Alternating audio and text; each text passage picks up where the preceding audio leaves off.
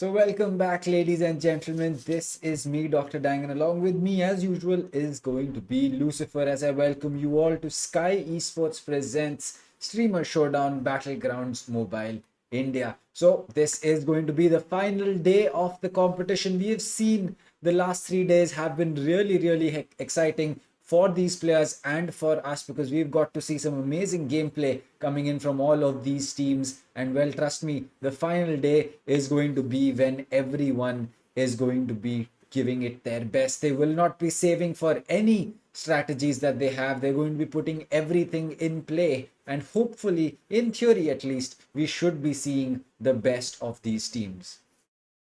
I agree with you. All guns out blazing is what we have to look. Grenade kills coming across, mollies being thrown across, a lot of teams just going down one after another. It's going to be a very exciting finale day on this streamer showdown, and I'm ready for it. I have everything ready here. I have my water, everything. Even if I get drenched, I don't care. I'm going to be sitting here watching these incredible games, and maybe on top of my throat talking about it as well. Well, that is definitely true because we are going to be paying attention to every single thing that these teams are going to be going in for. And well, that is exactly what we want to do. We want to see what these teams have to offer on the last and the final day because, again, this is where everything is going to be taking place. This is where we will be seeing what these teams have planned and what these teams have built over for the past 3 days and what we can expect from them in the tournaments coming in the future. I agree with you. A lot to see right as of now. I mean, with only a couple of days from the launch to how the streamers have coped up to the game, and from day one till day three, we saw an immense change from day one's victory to day three victories. It was a roller coaster of a ride, and I'm pretty sure day four is not going to be anything of that sort. It's There's going to be a lot more excitement, a lot of more changes that we might end up seeing because right as of now a lot of teams have catched up on the leaderboard and are looking forward to take down the 3 days leaderboard, 3 days of walkouts reigning on top. And I'm pretty sure that has a really good possibility or a probability today because walkouts are inching just by a couple of points, and revenants are right behind on their heels. And it looks like it's just one or two matches they might end up going down as well. Well, yes, that is definitely true. We have seen this a lot of times. Team Revenants getting really close, not being able to walk out or rather finish off the distance between themselves and walkouts. And well, there have been some teams that have shown us that they can perform as well. We've seen Team Kastro, we've seen Marcelluz, we've seen 1947, we've seen even YTT, despite being at the bottom of the scoreboard, making sure that they are going to be, getting the points that are needed for their team. And apart from that, Red Owls has also been very strong. And well, we are seeing every single team slowly and surely start things off on a good note. But there you go. We have the scoring system in front of us. The first place team is going to be getting 15 points. Second place gets 12. Third place gets 10. Fourth place gets 8. Fifth place gets 6. And then and so on and so forth. From 8th through 16th, you will be getting 1 point each. If you get knocked out, or get taken out, your squad gets taken out in the first, which is the 17th position. You will not be getting any points, but for every single kill that you get, you will be getting 1 point for yourself. The placement points are playing a key role right as of now. This is where the teams are managing to cope up along with their finishing points. So day four, it's going to be a huge task for all these teams and as well as the teams on the top of the leaderboard to keep their positions constant because there's going to be only so many matches that they can play and perform on. And even we have talked about this that maybe a map really works out for a specific team and the next immediate map they might be the first team going out, because of which they might only get one finishing point and no, I mean, sorry, one placement point and no finishing point. So this is a hard task for teams to manage and cope up on the leaderboard. But also, as we have talked about throughout these 4 days, it's really important to strategize on how efficiently you want points to be accumulated so that you keep your position at maybe top one or maybe top three to end day four. And that's what I'm anticipating, whether it's going to be some new team taking on top five all of a sudden. Because yesterday, We saw at the end of day 3, except for walkouts, every other team had made their way into top 5, which was not there on day 2 or day 1. Well, yes, that is true. Some teams were not able to perform the best that they, wanted to on day one, and well, they were able to pick up the pace on day two as well. So for that, we have the squads in front of us. These are going to be for the first slide of the squads that we have. So Team Maximus, Team Revenant, Walkouts, Team Kerala, Team IYD, TG Esports, Team Blind, Team Red Parasite, and 1947. 1947. We have been talking about these teams, right, Dr. Dang, on who might be able to come on top. It's always a lot of teams have been putting up a really good fight, but as we've talked about it, they eventually are unable to close it. So, a lot of closing. I would say kills that we are looking forward to, or finishes that we need from one of these teams. We saw 1947 coming really close. We saw Kerala also coming really close in walking away with the winner and chicken dinner. TG Esports as well. Red Parasite did come close. They managed to take one victory. Maximus, we have not seen them come close to being at the end of the play zone, but they are picking a lot of fights which they are unable to convert in wiping out a squad. They themselves lose a lot of their own members, because of which they run away from the fight and encounter another fight, because of which they eventually go down. But the side of Team Revenants, this has been a constant team, just like the side of Team Walkouts that we have seen, that both the finishing as well as placement points they've been getting constantly, and that's the reason they're closing the gap between the side of walkouts. And walkouts did not really have a very good day on day 3. They were falling short of the finishing points, they were falling short of placement points, and we saw them crumbling. They were only single digit points that they were getting yesterday, because of which they could only just push themselves a couple of points further from anybody else. So today it's going to be the last finale day, the most exciting day that all these streamers were playing for. And to end it, the leaderboard is going to let them take the position of being, maybe, right, maybe the champions of the streamers showdown. Well, yes, that is true. The teams that we have over here are definitely going to be playing a huge, huge role.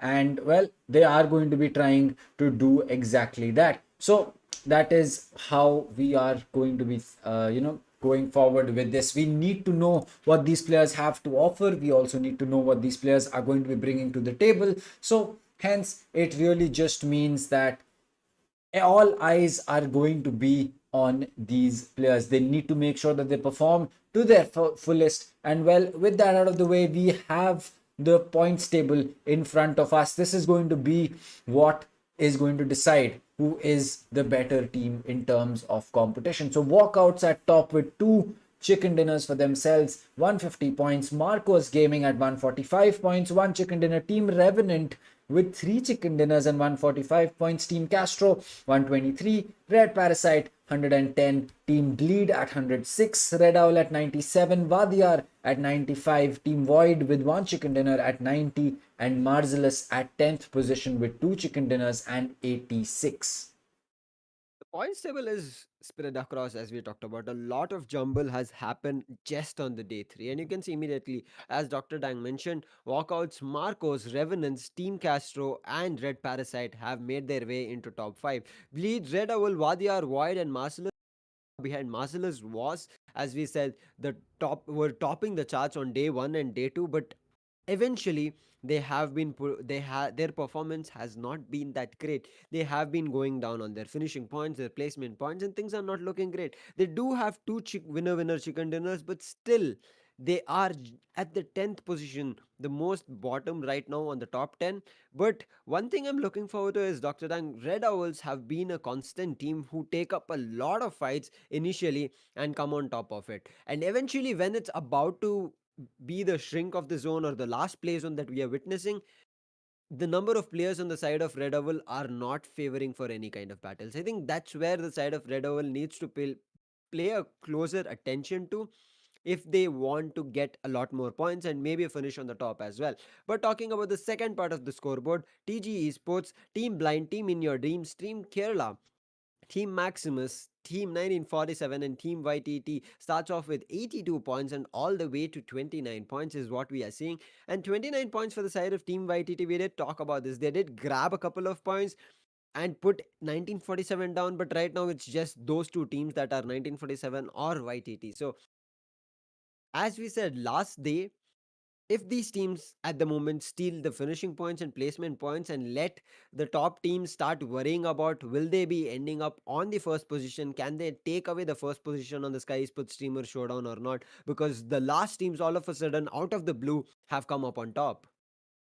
Well, yes, that is true. I think that for these teams who are still sitting in the bottom half of the scoreboard, 11 through 17, it's not over for them. They can still make their way into the top 10. Well, maybe not be the team to take the number one prize, but at least you can get a respectable standing yet still even now, because as long as you're able to get enough finish points as well as place first, you should be, in theory at least, be able to book yourself a spot. Now it won't be possible for every single team to do that, but again, for those that is there, they can try to make that push.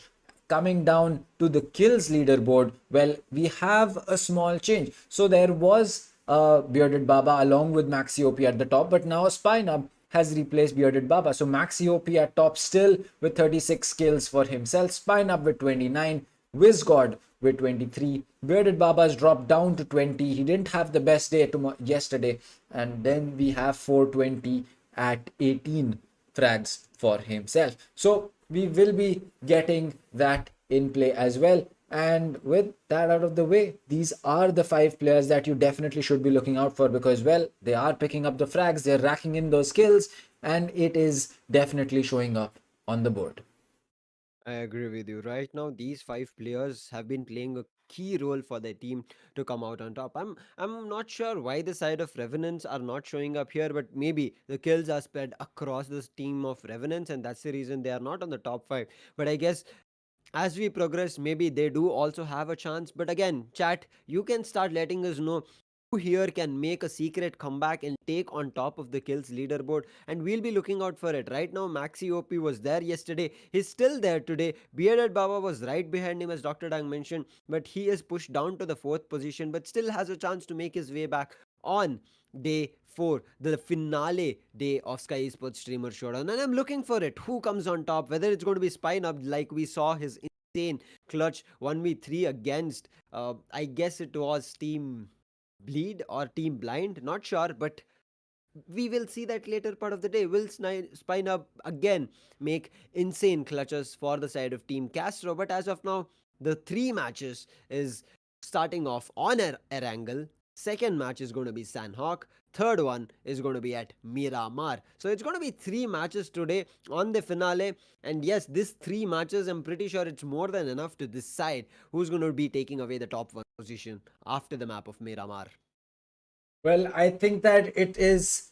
Well, we are only going to be having 3 maps today because, again, all teams did not get the updates that were pushed out from Crafton today. And unfortunately for that, we will have to skip over on one map. Erangel will not be played a second time, which means that Erangel will be played in the start, then Sanok, and then Miramar. And that is how we will be calling it. So, fair and square for every single team. They get 3 maps on the final day, and we will be, getting to know which is going to be the better team, considering all the situations that we have. We will be looking forward to seeing who is the best team. As of now, we know starting things on Erangel, an urban area, there's going to be a lot of cover. There's going to be a lot of apartments and buildings that people can take cover in. But you have also seen, like yesterday, to end things off, the battle at military base was really, really intense. One team did take control of military base early on, but could not keep it for long. Every other team managed to make their way in, even though a lot of people got down at Gatka. A lot of people got down at Zachary shooting range towards the north side of the map. Even Yasnaya, a lot of people got down. So it was still a tough battle for all those teams to make their way back, because nobody anticipated that zone going into military base as the match started off. But now starting off in air angle, it's going to be the similar thing. You cannot be sure that you will be ending up in the zone early on and you will be safe as you're looting, or even if you're not, as soon as you loot it, you have to grab a vehicle, make your way to the edge of the play zone, and then look forward to fight, rather than taking early fights where you're away from the play zone itself. that will be really costly in terms of either you lose a couple of players or either you come on top, but you have already wasted a lot of time because of which you're receiving play zone damage. So teams need to calculate how they'll be looking forward to play their strategies on the map of Erangel. That is definitely true. I think that on Erangel as well as Miramar, it is really going to come down to how far you are from the zone, how soon you can make your way into the zone, and whether you have enough, utilities that is going to be in play as well. So all of these things are really going to be making a huge deal as to what we can see in on the map of Erangel as well as Miramar. But again, Irangel's been that more tactical map. We've seen that Miramar's been that map that comes down to getting map control on the higher points of the map, either on a cliff or on a mountain, or maybe even just a shack that is on top of a hill. But on Erangel, we've seen that things do not play out the same way. Things do change quite a bit, especially due to the urban setting that we have on that map, with lots of houses, lots of roofs, as well as lots of balconies that people need to worry about.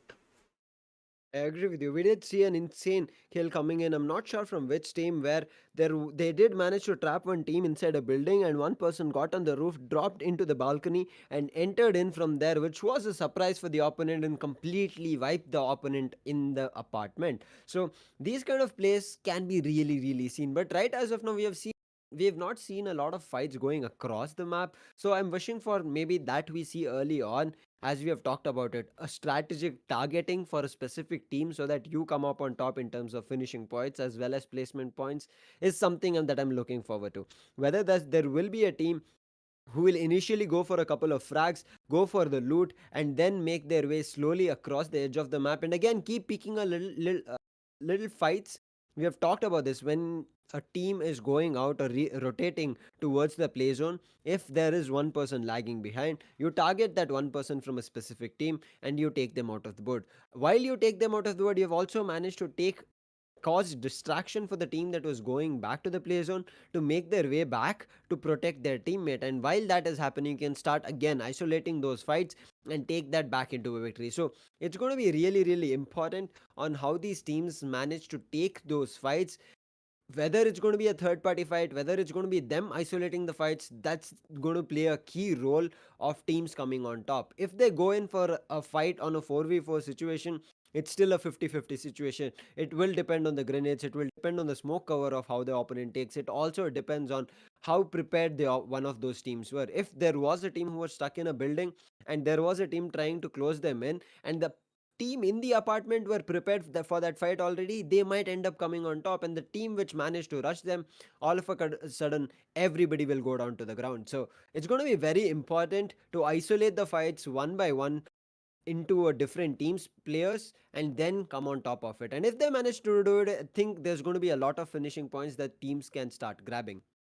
That is true. I think that there will be a lot of opportunity for teams to change the way that they have played. And again, over the course of multiple days, you understand not only how do you play, but also how do other teams play. So if that is going to be the case, then today, in theory, should be the best time for these teams to really know how the other teams are going to be playing. And if they play it to the best advantage that they can, or play to the best of their abilities, they should, in theory, be able to perform a lot better. Now, if there are bad teams or teams that are not being able to make it to the top of the scoreboard, teams that are getting knocked out at the start, well, that can be done by them as well. They can make the players to play a lot better. But also for the teams that are being performing at the level that they're expected to, like teams at the top of the leaderboard, well, they can also do the same thing. So it's going to be difficult for teams to really make a comeback. But if you can, then it will really just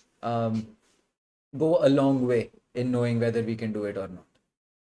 It'll go a really long way. We did see that the side of Team Walkouts managed to do that. They went a long way. They managed to grab the opportunity and stay on top. But on the other side, Team Walkouts now on day 3 are facing the wrath of many teams that they're fighting. I'm not sure whether they were just unlucky, because we mentioned this yesterday as well. side of Team Walkouts, whenever they were going to pick a fight with this particular team, there was another team who was either doing a third party, or there was at least four different teams that were taking their sides right across on the heads, or even on the players of the side of Team Walkouts. So Team Walkouts as of now have not had day 3 to be a great start or a great end as well.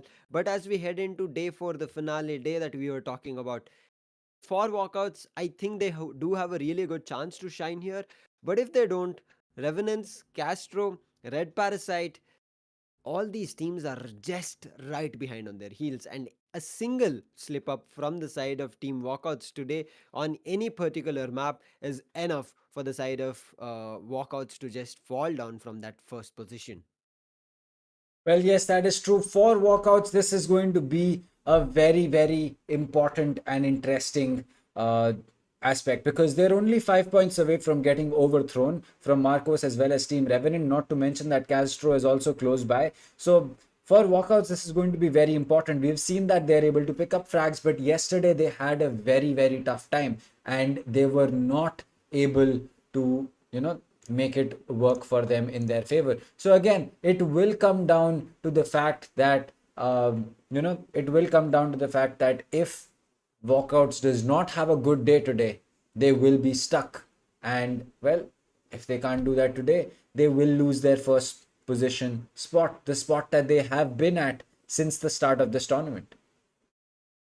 Since the start of the tournament is the right way to put it. Walkouts have a lot to pull off today, but I'm also looking forward for the side of Team Marcos Gaming. They have been coming on the last circle every time. They are looking forward to take up a lot of fights, but certain times they do manage to go out to another team. So Marcos do have a really, really good chance to take away the position, because as I said, only 5 points is the difference between where Walkouts stand from Marcos as well as Revenant. So a single slip up, as I mentioned, is way more than enough for a team to completely take over the side of Walkouts. So I'm rooting for the other teams also to dethrone the Walkouts, because this, as we mentioned, is going to be the finale of Skyesports Streamer Showdown. It's the D Day for all these teams. All the play that they did for the first 3 days, today they should not be able to repeat it, but they should be able to multiply it in chances of taking away the victory to top on the leaderboard.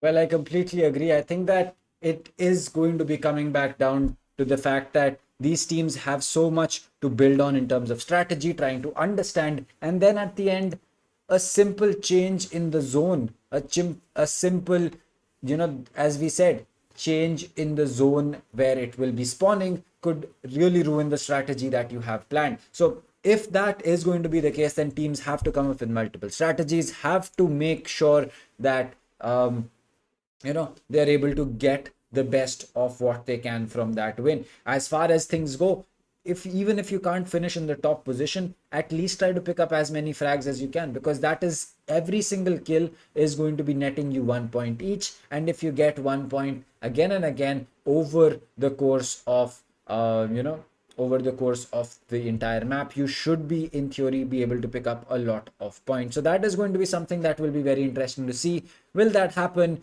Well, that's in the hands of the players. In their hands is their mobile phones, which they are going to be using to play this game with. And well, that is going to be exactly how things are. It is going to be all in their hands. Nobody else is going to be able to shut them out. I mean, yes, their teammates can be one of them, but it's going to be all in their hands, as Dr. Dang mentioned. How will they be able to respond? How quickly will they be able to flick across and make a 360-degree rotate or a 180-degree, depending on which angle they're getting shot from and how badly they're getting sprayed? They need to lock onto their opponent in case they are being caught off guarded. So it's all on their hands. How quickly, the placements from them, all these things are going to matter, and I'm looking forward to it. I mean, we know, see how they've managed to place their icons on with the on-screen buttons, but still we have seen a lot of people having a lot of different placements, and these placements might be really, really helpful for a couple of team members, and for some people it still might end up being a little bit of a difficulty, because we have seen a lot of times that a little bit of a slip up where you were about to press the shooting button and you go into ADS all of it. or you maybe go into a reload button. This is going to play a very important role in case you do a minor slip up where you were at an advantage and your entire team is the cost of it. So I am looking forward to maybe a slip up or maybe even a really play from happening from any of these teams, because as of now, as I asked, there were a lot of matches that we saw where there was a bridge showdown happening, where there was a fight that was taking place in a building. So I'm expecting the same today on the map of Erangel. With those expectations, let's rightly head into the game and watch what these streamers have for us in today's finale.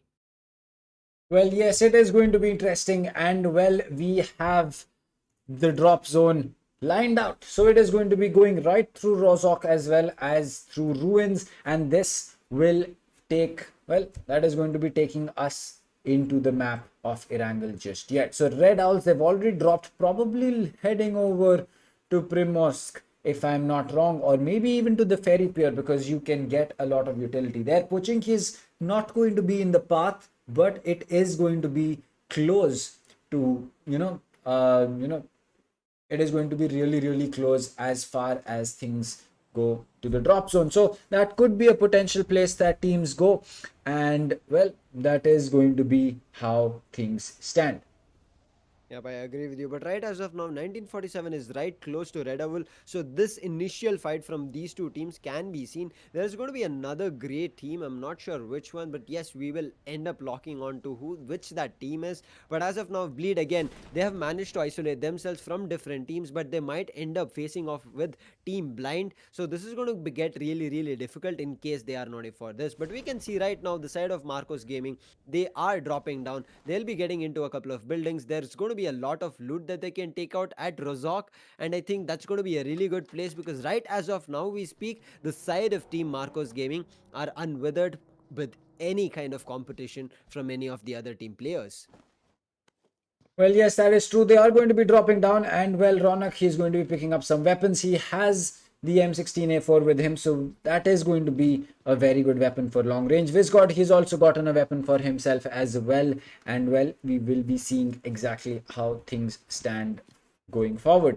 As for where the teams have dropped, Rozok is going to be a very good place, but at the same time, you have to be worried about the players around you. So a level 2 backpack and a level 2 vest, but a level 3 helmet for 420. He will definitely be needing that, considering he is going to be, he is going to be having majority of the fragging power on his team. Well, you can see exactly that because he has his AKM with him. And as for Void Taz, well, he's found a vest and a backpack, but there you go. Right as I say, he will be finding a helmet as well.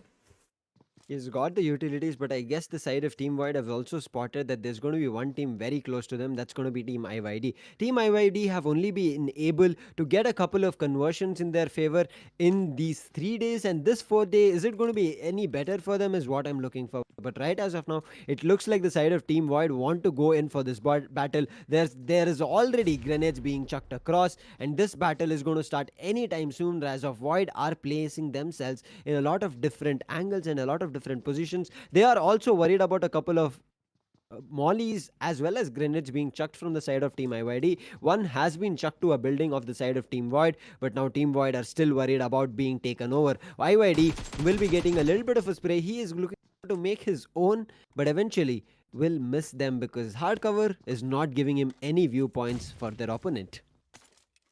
Well, yes, that is exactly going to be the case for IYD. This is going to be really, really important to make sure that they get a good start. We've seen that when they are able to survive into the later stages of the game, they are going to be having a very strong team. But usually they make the mistake of huddling up into one place, and well, that usually results in them getting taken out early, easy for the other team. So that is going to be something that we will have to just wait and watch for, whether that is going to be playing in their favor or not. But as far as things stand for Marcos Gaming, Zodiac OP, he's just going to be checking another place for any more loot that he would want to. He has 3 first aid kits and 10 bandages. Well, that is going to be a lot for him. He's just checking if that vehicle is going to be taken up by someone, or is it just going to be an empty one. It looks like that is empty, so he will be making his way to pick up a vehicle for his team.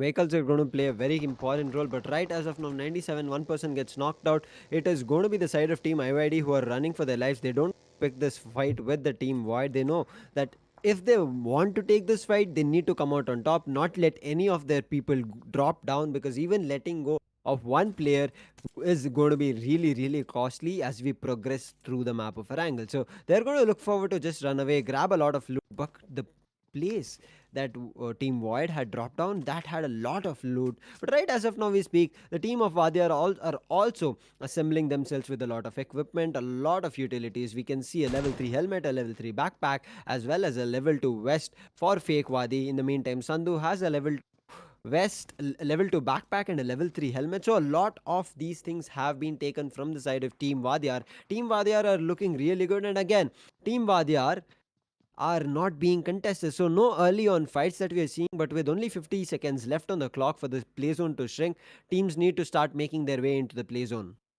Well, yes, teams will have to make their way into the play zone and will also have to come up with a strategy. Now, as for walkouts, well, they have their 4 players alive, and this is something that walkouts is very, very good at, keeping 4 players alive till the end of the round. And that is something that not only helps you a lot in terms of winning the gunfights that you can have, but also making sure that, well, you might just have, oh, there you go, that's a full health kit that has been spotted out by a player of walkout. So that could be of immense help to them. And well, they are going to be looting as much as they can and will be making their way out. Revenants in the meantime are also doing the same. So we can see still 17 teams alive.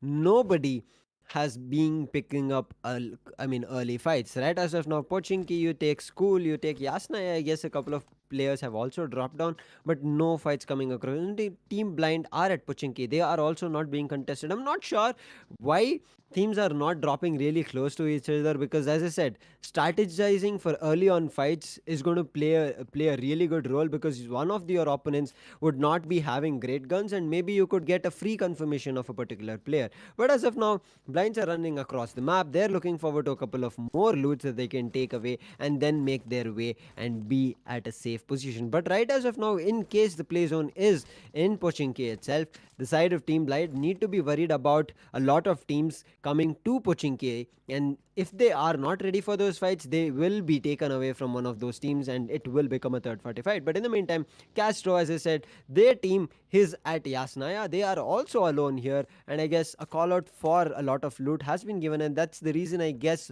Vishnu was making his way with the vehicle back to Yasnaya.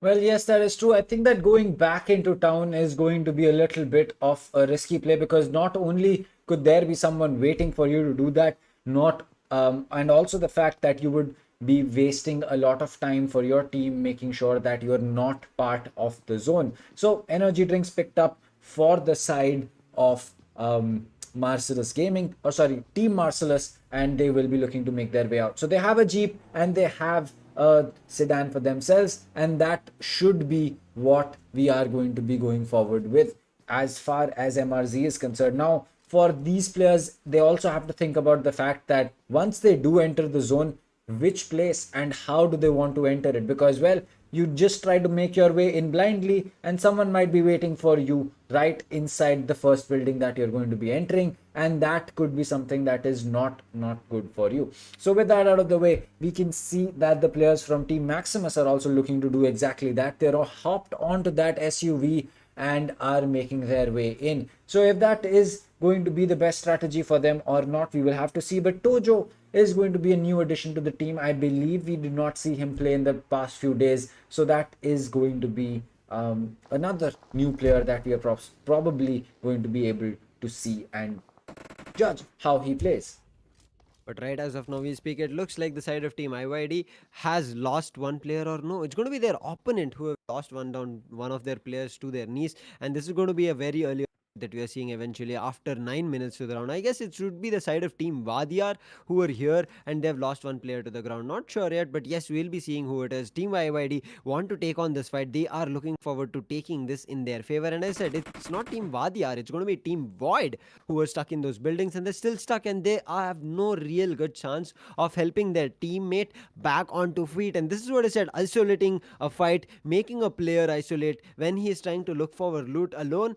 That's what the side of Team IYD have managed to do. But after this, after they've taken one person out of the board, they need to make sure that the rest of the players from the side of Team Void are at least let go. Or if you're picking the fights, you again isolate them. So that's going to be really crucial. If not, we know for a fact that the side of Team Void, whether they're 3 people or whether they're 2 people or one, they have a real good fragging and clutching potential.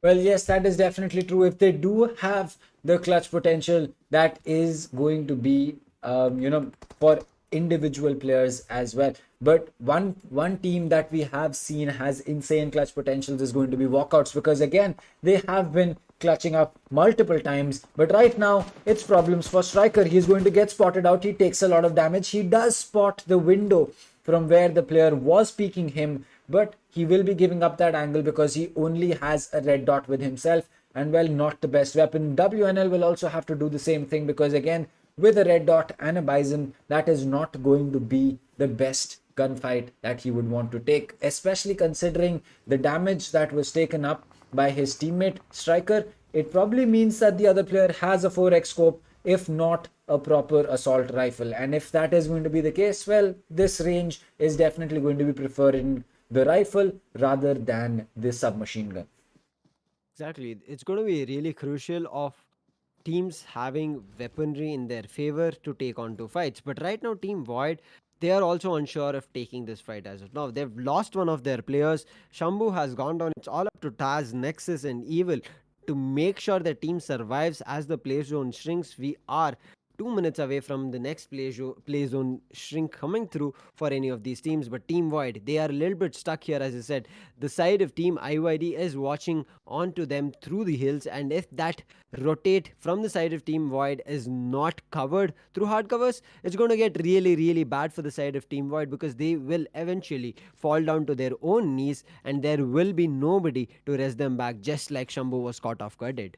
Well, yes, Shambu being so far away from his team was not able to come back, nor was his team able to come in and help him out. So that is just going to be an unfortunate situation. But looking at Void Evil, he has a lot of utility on him. He has 3 first aid kits, 2 med kits, 5 bandages, and I believe that is 5 energy drinks as well for him. Not to mention he has a DP, which is going to be a very good gun, but he has a level 1 vest, so he cannot take as much damage to the chest if he does want to, but he can definitely look to survive a headshot or two. As for Taz, well, he's taken up some damage on his level 3 helmet, but other than that, he is also looking very, very good in terms of utility. Yep, right now Revenants are looking forward to take a fight with the side of Team TG. TG has already lost Rexy as well as Game Clasher to their knees. It's all up to the last 2 people surviving, Bittu as well as Raghav. Raghav will also get knocked down to his knee. It's all up to Bittu to come up on top. He looks like it's going to be really difficult as Maddie goes in, gets that kill, and that's going to be a clean wipeout coming in for the side of Team Revenants and getting 4 finishes online for them. Paradox, yes, he's low on health, but nothing to worry because he will be able to patch himself and come to top of his health and to put up a really good fight. But right now, the side of Team Revenants need to make their way out of Yasnaya. Their position is really, really bad because they are at the edge of the zone and it's going to be shrinking anytime soon. Right now, they need to make their way close to Rozhok or even School or maybe even to the edge of Pochinki. And if they manage to go that way, they will be able to take one team off as well as they're making their way into the play zone, and that's going to be Team Kerala. But right as of now, it's going to be the side of Team Vaadhiyaar trying to face off another team. They're looking forward to this fight. Yes, their vehicles have been a little bit damaged,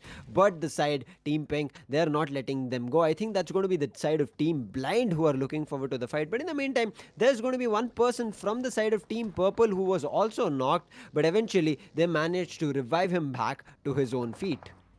Well, yes, these revives are going to be very, very crucial for these teams because, well, you get a teammate down and you're able to save his life, it basically means that you get a bonus weapon for your gunfight. But it looks like Red Owls is just holding on. They spot Ash OP as he comes in, and Vaadhiyaar and his team will now have to run across to help his teammate out because Ash is taking a lot of damage. He's going to be using that med kit to get himself back up to health, so that is going to be good. But he also needs to make sure that he does not receive any more damage in return, because Red Owls, well, they're very, very dangerous players because they can land those shots very easily. But it looks like 420 is kind of stuck alone. Cash has been lost by the side of Team Vaadhiyaar, but they're going to be spotting out exactly where the player is. The nade is going to get cooked. Will it land is going to be the question. It looks like it does, but it does not deal enough damage, and 420 OP is still going to be very, very alive. Now they know exactly where he is, and neither can he run away, but this could be a bait for the other players of Red Owls to come and flank Vaadhiyaar and possibly look to make this a free kill for them.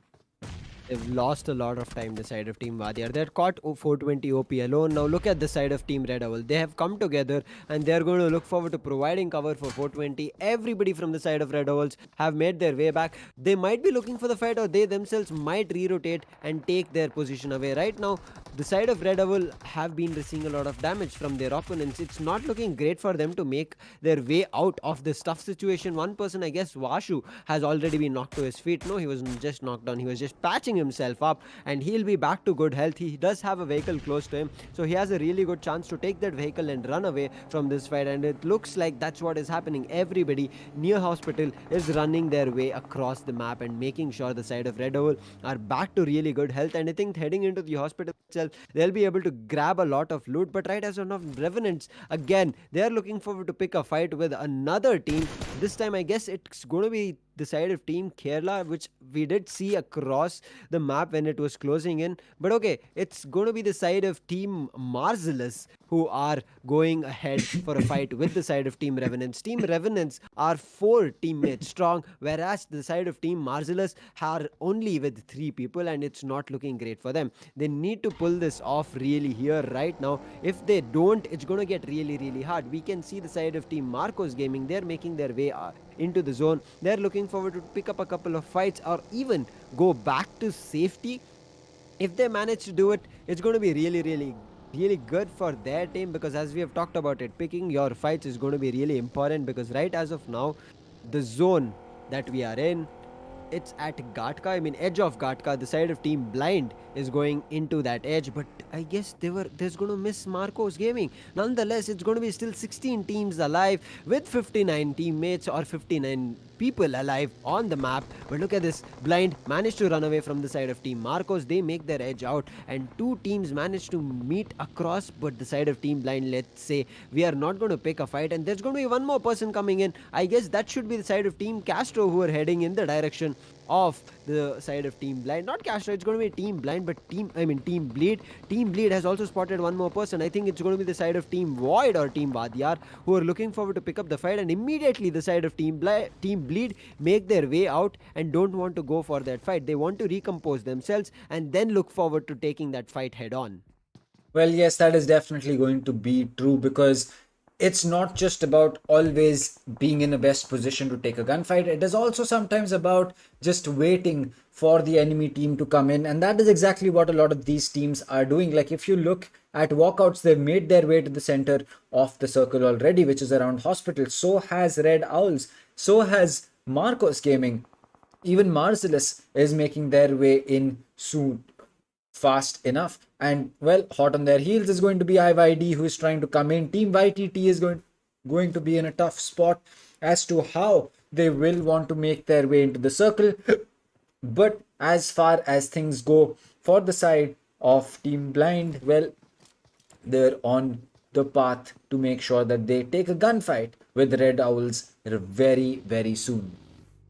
Red Owls, I'm surprised from them. They've not gone in for early fights this time. They did manage to have a fight, but they just rescued their teammate and make their way out. But right as of now, they were in hospital and taking a lot of fights there with a lot of teams, not just one team. So the side of Red Owls, we might see them come on top, or might see them going down as well. But right as of now, they do have a hilly region to play around with, and they do have a really good chance to take cover in case they lose a little bit of health. But right as of now, a lot of damage being done on the side of Revenants, I guess, where Red Owl are taking this fight head on. There's going to be Walkouts also who are coming in close, and Red Owl Servi will be hit from one grenade from the side of Revenants, but he has a good chance. This was at that hilly position for the side of Red Owls will just be really, really better, and they can get that person back to his own feet. But the side of Revenants, they are also being survived with 2 players or 3 there, and they've managed to get his teammate back on feet, but they're still stuck at a rock and hard place, and it's not looking great for the team. Molly is being thrown across from the side of Red Owl, and Red Owl are looking forward to flank them as well, and I don't think the side of Revenants are going to survive in this position for too long.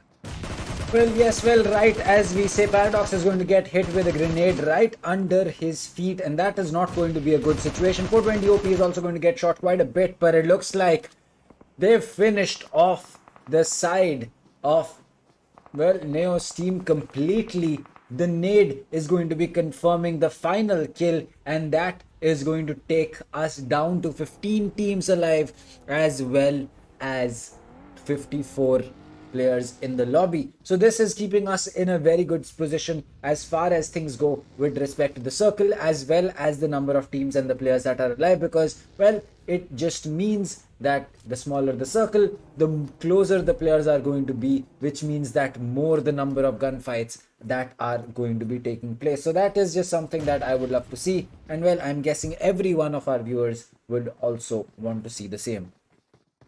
Everybody's looking forward to those gunfights. Everybody wants people using the sprays, maybe the bullets, and having a really good control to come on top. But right now, Walkouts, I guess they are at a really good position. They have managed to hear a lot of opponents from the side of Red Owl, and this is going to be a fight that the side of Red Owl are taking head on heels. They want to make sure they come on top because, as I said, they are close to pulling off their fights. A lot of shots being sent across on the side of Red Owl. Red Owl are also being flanked from team, so this is not looking that great right as of now for both the teams, Walkouts as well as Red Owls, because there's going to be, I guess, I'm not sure which that team is. It's going to be a brown team which is looking forward to pull that off, but right as of now, I think neither of Red Owl or Walkouts have any idea of that brown team being so close to them.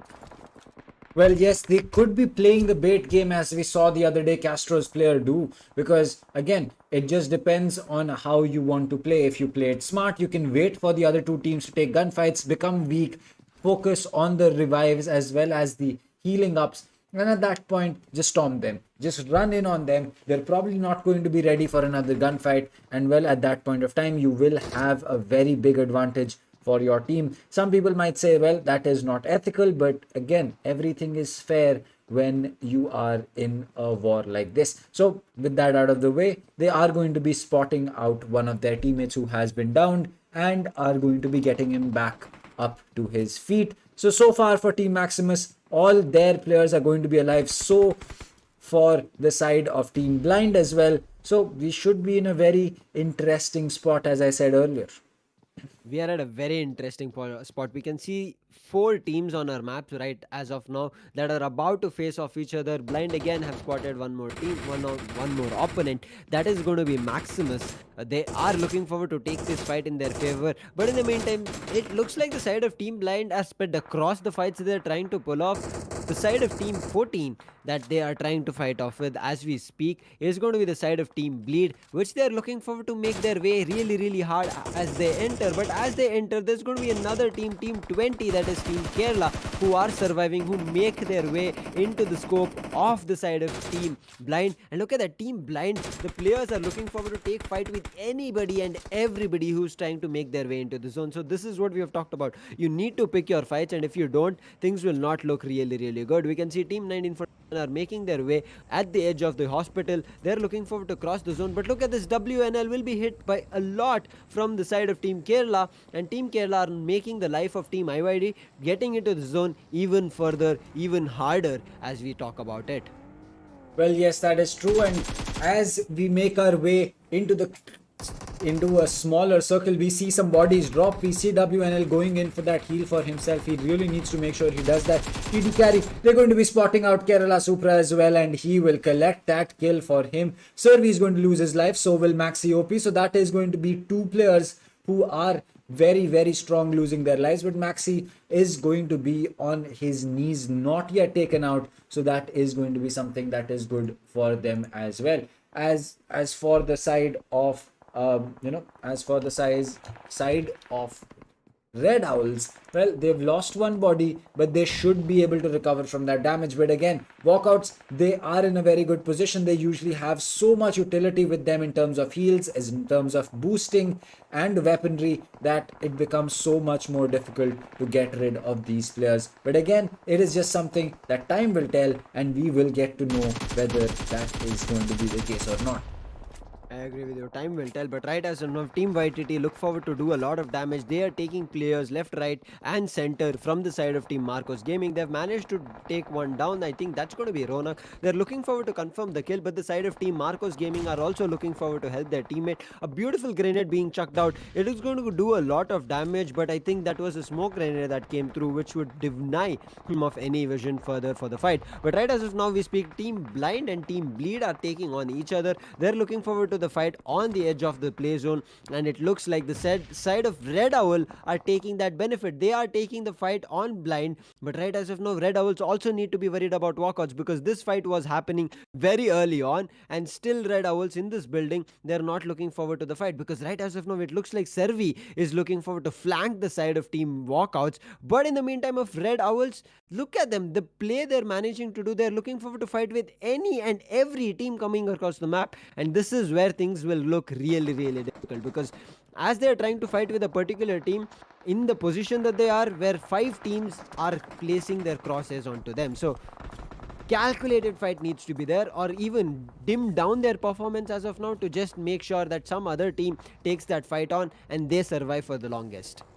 Well, that is exactly true. I think that being able to make use of your weaponry, but it looks like Rexy is going to be spotting out 2 players inside the vehicle. They're going to be landing some shots, but Kastro Fortest is going to be hit from the back, and that is going to net him on the ground. Now, as far as things stand, for the side of Red Owls, they will have to make their way out of this building, because, well, the zone is coming in through, and the players that are outside the zone are running for their lives. And, well, that is exactly what 420 OP is waiting for. He's waiting for these players to come in, and he spots the entire team of IYD coming through, and Vashu along with his teammate are going to be paying attention to that, not to make sure that Virul is already ready, but he drops the grenade because Mortine comes in from the back, and that is a cleanup if I have seen one.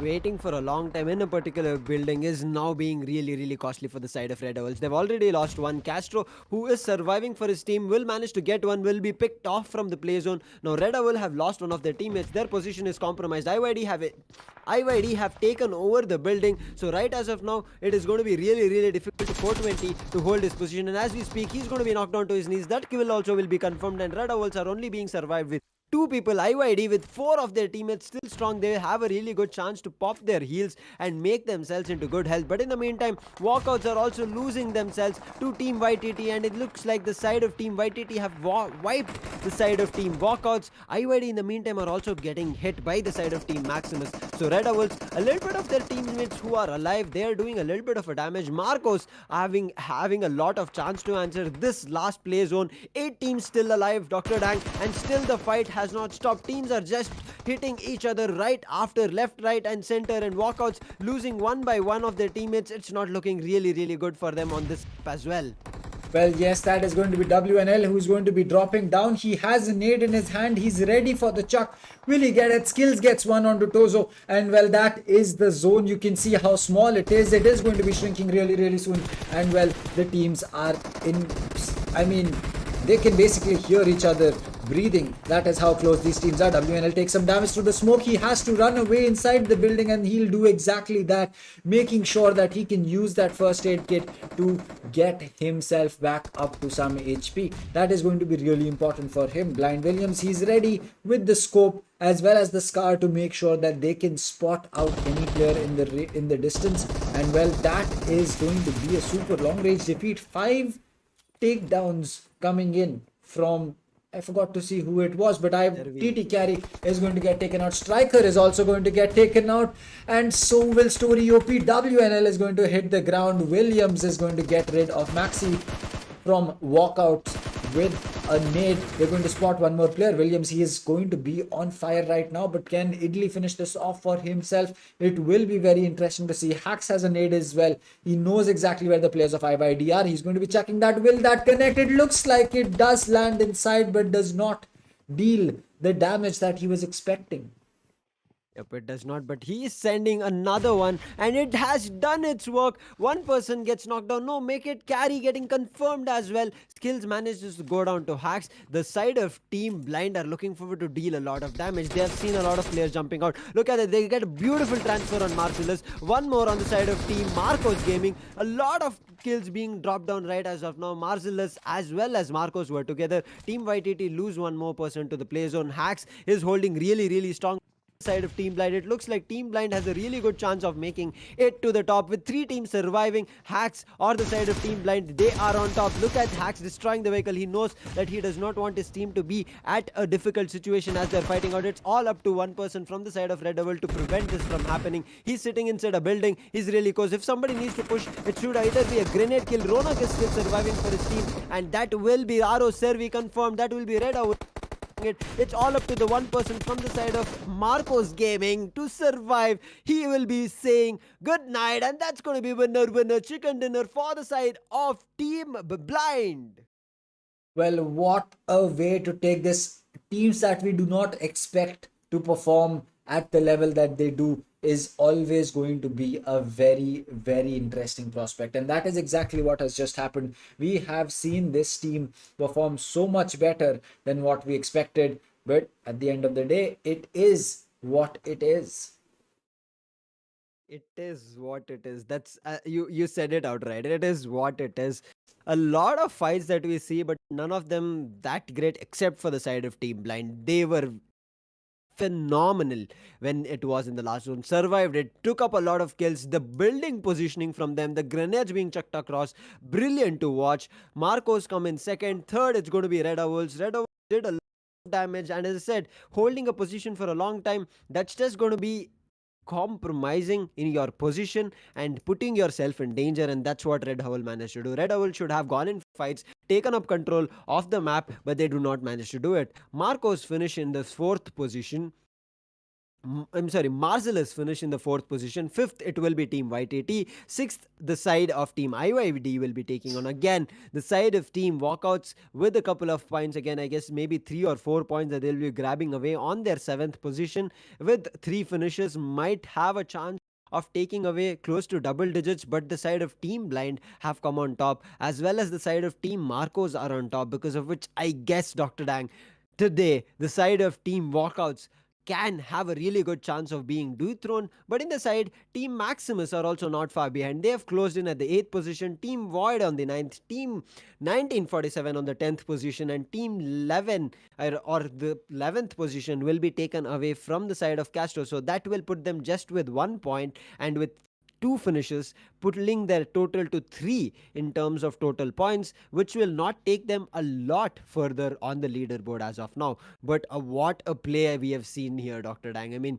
another team out of the blues comes in and captures the victory on the map of Erangel. Well, yes, that is definitely true. Just the fact that teams can come out of nowhere. Like Team Blind, I'm not saying that they didn't perform well throughout this tournament, but again, not expecting Walkouts or Red Owls to be taken out so easily. We saw so many times that Walkouts as well as Red Owls were losing bodies up close, up early, and those were fights that were not needed. They could have easily stuck with the team, played the game that they had planned to, not lost their life, and maybe the outcome could have been different. But again, it does not seem to be the case, as you know, we've seen this multiple times before. One map favors the other team, and then the second map coming through favors another team. So that is going to be a wrap for Erangel. That is going to give us exactly what the teams are going to be placed at. So that is going to be Team Blind getting the chicken dinner for themselves. Now, with that out of the way, Sandhawk is going to be the next map. And well, we've spoken about this multiple times before, that Sandhawk can really change things up when it comes to how these teams play the map out. Completely agree with you, Dr. Tang. The map of Sandhawk is not going to be an easy map. It's going to be a smaller map, but still the terrain is going to be completely different. It's going to be grasses, it's going to be greenery everywhere. But we have talked about this. We saw the clutch coming in from Void Butch on the map of Sandhawk, where he ran across the map with the energy drink that they had, even though it was, I guess, the side of Team Vaadhiyaar who had a really good positioning on top of a rock, could see Butch coming across the map. It was still Butch taking that fight on the heels, and that greenery, or that ability to run across, is going to be really important at the end stages or the last play zone. So Void had that advantage as he was running across, and also he had a gun which he could just spray onto Sandhu, and that's the reason the side of Team Void managed to come on top of the map of Sandhawk. But as we enter now uh, the map of Sanok again on the finale day, we are going to be see a little bit of a jumble on the scoreboard again, I guess, because Revenants have not managed to put up a really good show. They are at the 14th position, I guess, and went down really, really early. Not even 14th, my bad. It's going to be the 16th position that they are in. Very unfortunate for them. They were the second team, and today they're just not there yet. I mean, to start things off, the D-Day and the finale, the Revenants are missing out on their performance. Not sure why, but yes, it's just going to be match one. We still have two more matches, Miramar as well as Sanok coming up, and that's where these teams need to look out for to taking themselves on top and grab the first position.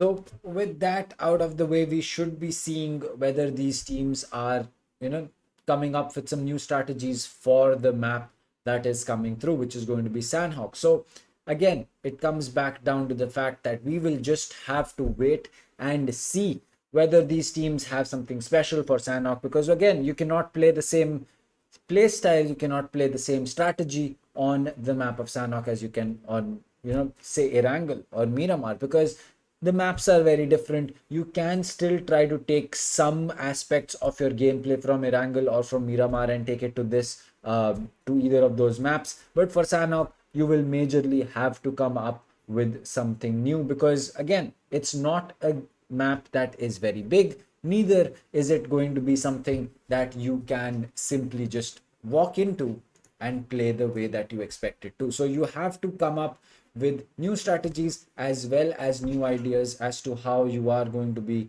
uh, going forward with the game in play. So yeah. Going to be really important. I agree with you on that, Dr. Rang. Your strategy that worked on the map of Wrangle might not work here. We saw the side of Team Blind. They were just running across the edges of the maps. They were not taking early on fights, but when it mattered, when they understood that the play zone, they are in the last one and they need to go ahead, they just took control of a single building, started using their equipment really, really well. They started throwing across the bombs as they saw a person. Rather than taking fights, they started chucking grenades across a couple of buildings, and that's where they got control of the fights. As soon as they started chucking in, teammates started getting hit by those shell damages, because of which they started patching themselves across, and another grenade hitting them meant that another time that they would be hitting the damage, might be they might go down to their knees, or if it was just the last person standing, they would be completely wiped out to the ground. And that's why where the side of Team Blind managed to make that play in the map of Wrangle work for them. But as you said, on the map of Sanok, you cannot be sure of where the opponent is coming from, because there's going to be a lot of greenery, and there's going to be might be a lot sounds as well, because of which the footsteps might not be heard really, really well. So a lot of these teammates needs to re-strategize on what they managed to do on the map of Sandhawk, because again, the flight path will be really different. It will not be as the usual. The play zone will be very different. You cannot be predicting that I'll be taking the center control of the play zone and surviving for long. We saw the side of Red over on the map angle. They took a control of a building close to hospital and Georgia Pool, but they did not manage to take the fights, because of which they were stuck to a building, started losing players one after another, and it was Red Devils going down. Very unfortunate, even though they were the team which was first in the play zone, and they should have had a really good chance because they knew where every opponent was. That is true. I think that you cannot just simply run into the center of the circle and be like, oh, you know what, we're in the center now, we're safe. No, you will have to walk through multiple teams to get there. And even if you do get there, you're not guaranteed a win for yourself because, well, you will not have utility. You will not have bandages, you won't have ammo, you won't have first aid kits. So that is just going to be something that these teams are going to have to weave into their strategy, weave into the play that they're trying to make, and hopefully at the end of the day the plans that they made are going to work out for them. So with that, we should be ready for the second map coming through, which is going to be Sandhawk. As we said, we're just waiting for confirmation from the league admins as to whether it is going to be right now or is it going to be taking a couple of minutes extra. So with that out of the way, Lucifer, what do you think is really going to be happening on this map of Sandhawk? The map of Sanhok will be smaller, right? So it's going to be playing a really important role of how the zone moves. It's going to be switching up really fast. There's going to be a lot of changes happening in the zone itself. So that's going to deal a lot of change in the terms of strategies. People need to be quicker in terms of their reactions. People need to be adapting really, really fast. People need to be able to run away from fights really, really faster. Because if they don't manage to do that, Dr. Dang, I'm pretty sure in this greenery that they have, it's still a chance because they are not hard covers. There's a really good chance that the spray still managed to convert and hit them, and they managed to go down really, really early on their knees. And we saw that the side of Team IYD, the side of Team Vaadhiyaar, the side of Team Void, they were losing a couple of their teammates just because one of their teammates went a little bit far from their own team to get a couple of picks and loots. You being greedy for loots is just going to make sure your team loses your teammate, and I think that's where things did not work out for a couple of teams. But maybe it's just the start of the day. We'll be heading, as you said, to the map of Sanok, and as I mentioned, I think team which is able to adapt really, really fast to the changes happening from the map and the zone, I think they will have a good chance in adapting because of the small map. I completely agree with you. I think that it is going to be coming down to which team chooses which spot to drop. Because again, as we said, the zone is a much smaller, which means that, well, it will move much faster. And if you are stuck outside, we've seen this before as well. Somewhere close to the river, if you do drop, you get a lot of utility, but then a lot of teams do like to drop there. And sometimes teams just get stuck inside a building. That is something that Team YTT had a problem with, and we saw them lose their lives on Sanok and then followed by Miramar on the same day in the same room. So it's just going to be something that we will have to look out for.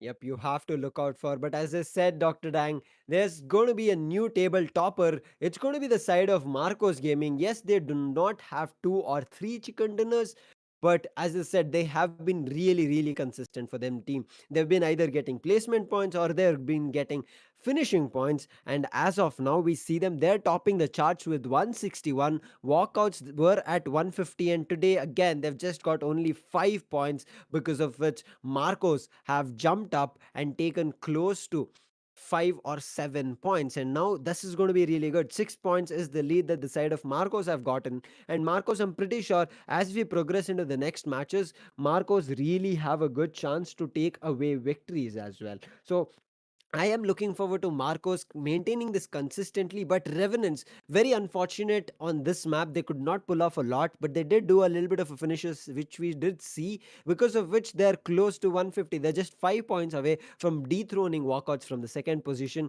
Castro still far away. This time, Castro's team on the map of Wrangle were not looking that great. They did manage to get the victory yesterday on the last match of the map of Erangel, but today not that great. Red Devil again, they are catching up, but they are unable to close it really well. They've been taking head-on fights, but still are ending up at 114. Team Red Parasite 112 at the 6th position. Team Bleed at 107 on the 7th position. Team Vaadhiyaar with 96 points and the 8th position. Team Blind, who have got their first winner chicken dinner, have made their entry to the top 10 with the 95 points. Team Marcelluz again with 2 chicken dinners, still behind the side of Team Blind with 94 points. So this goes to say that even on the last day or even in the last match of the particular day, any of these teams can make a comeback. But yes, if you compare Team Blind to completely take on the table right as of now, it's going to be really difficult. They have to completely get a lot of finishing points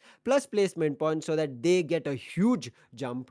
But if you want to compare maybe Team Red Parasite or Team Red Owl, if they can take away a victory and take the first position, that should be a really high probability situation, because Marcos are at 161, but we do have two more maps, Sandhawk as well as Miramar, which can still work out in any one of these teams' favor. So a really good chance that these teams from 5th and 6th or even 4th and 3rd can take their way on the first spot. Well, I completely agree with you. I think that for these teams, it is going to be coming back down to the fact that, well, they still have to fight for it. As far as I can see, the top four teams are still in the run to decide who can get the first spot or not, because despite Team Kastro being at 126 points, they can still dethrone Marcos Gaming. It is going to be tough, but again, it is doable. But as for Revenant, Walkouts, as well as Marcos, between those three, the competition is still very hot. And if that is not going to be something that, is going to be, as you can say, playing out in the same place, well, that will mean that we are probably going to be having a very tough decision at the end of the day. But with that out of the way, we should be having confirmation really soon as for when Sanhok is going to be starting. And with that, we should be having, as we said, a lot more of information to go on about. I agree with you. A lot more information we will be looking out for. But Dr. Dang, what do you think that as we head into the map of Sanhok, we did talk about it, it's going to be a smaller map. This zone is going to shrink really fast. So teams have to look forward to going in very early in for loots and then making their way out of a lot of fights, because there's not going to be a lot of hard cover available on this map. They would have to run across the map, get into shacks, get into buildings to make sure they have hard cover and try to pick fights from there. If they take it on ground through the grasses or the greenery that they have, we have seen a lot of teams not being able to convert those fights in their favor. Whether it's going to be higher ground or lower ground does not matter, because the cover is not that great for both these teams. What do you think heading to the map of Sandhawk? We have talked about this. We think there could be a particular team, but what do you think should be the best strategy for teams to get the victory on the map of Sandhawk? Well, I think the best strategy is there is no best strategy. That is what BGMI has always told us, that you can make some strategy, but the second the zone is in a different place than compared to what you expected, your strategy is of no use. Well, as for the bottom of the scoreboard, we have Team Void with one chicken dinner at 92 points at 11th position, TG at 82, in IYD at 64, Team Kerala at 57, YTT at 41, Maximus at 40, and then 1947 at 33. So that is going to be the entire, as you can say, the scoreboard, the leaderboard, as you might want to call it. But we will still have to make sure that, these teams are going to be getting the kind of competition that is needed, as well as show us the skills that they have for themselves. Skills is going to play a really important role on the map of Sanok again. We have talked about this multiple times, but in the meantime, we are also, I'm pretty sure a lot of you, now that you've seen the points table, you're looking forward to the match being started on the map of Sanhok. And yes, we cannot wait to witness the match as well, because it's going to be a finale. You want to see who's going to top those charts at the end of three maps and walk away with the victory. It's going to be Walkouts, it's going to be Revenants, it's going to be Marcos, is it going to be Kastro, or is it going to be somebody new all of a sudden at the last map who were just slowly, but I would say silently picking up points, and all of a sudden on the third map with the huge winner chicken dinner with the bang come out on top and take up the first spot within a steal. I'm expecting for something like that to happen, because, as we said, we cannot predict that a team is playing really, really good and this team has a really good chance of taking it away. If you would have asked us on day one or day two or even at the start of day three, we could have said that either Walkouts or the side of Marcellus might be topping the charts. But as of today, I'm still unsure about it, because Walkouts are not having a great day. Revenants all of a sudden is to go down. So it still can be anybody walking away the victory at the end of finale of Skyesports Streamer Showdown. Well, yes, that is definitely true. And we do have confirmation that the game has started, which means that in a minute, we will be having the live feed of the game on our screens. So, Lucifer, it is again a difficult thing, but do you have any predictions? Do you have any predictions as for who can get the win on the map of Sanhok? Because again, we've seen this. Teams can throw the swing of the direction that the game is going in completely in the different direction. So maybe that changes up. Maybe we see a different team. Will we still be seeing Red Owls and Walkover and Marcellus being the dominating team? We'll just have to wait and see. I agree with you. For me, I guess I would want to give it for the side of Marcos. They have been consistent from day 2 to day 4. Right as of now, they were really good on this map of Varangal as well. And another hot pick right behind them, I would give this to the side of team. Uh, which was that? I forgot. Maybe Team Kastro, I guess, should have a really good chance to take away the victory as of now, because slowly but steadily they have also been picking up a lot of finishes in favor. So I think they do have a really good chance, even though they are at close to 30 points in terms of difference. They should have a really good chance to make their way on topping the charts. But both the matches needs to be really good and consistent, and they need to put a target on the side of their opponents. Maybe it is going to be Marcos Gaming, or maybe putting a target on the side of Team Walkouts or Revenants. But if you manage to put that target, you need to convert them into finishes. But one more team that I'm wishing that they manage to get a winner side of Team Redowl, because they've been taking up a lot of fights, they've been taking a lot of area control in their favor, but eventually when it's about to be the last zone, the fights that they're picking is not that great. They are looking forward to take control of a building or take control of a particular position, but the fights, as I mentioned again, they are not picking the right fights, or they're not going in for the fights when it is intended to be, but only take the fights when they start getting rushed from an opponent, that too from 2 to 3 different people. Well, exactly that is going to be the case, but we have match two coming up, which is going to be Sandhawk. So, teams that you feel are going to be the ones that can win, or be the ones that are going to be, as you can say, in the running for the win, that is going to be interesting.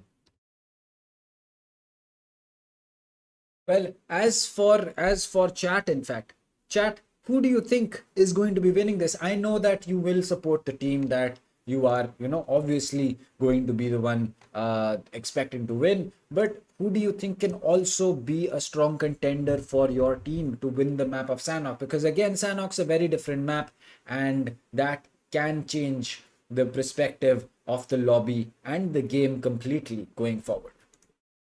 At the end of the day, Dr. Dang, whether it's going to be Red Devil, whether it's going to be Team Marcos, whether it's going to be Marcellus, whether it's going to be Kastro, Walkouts, any of these team walking away with the victory. But I would say the real winners of the whole Skyesports streamer showdown is going to be our viewers.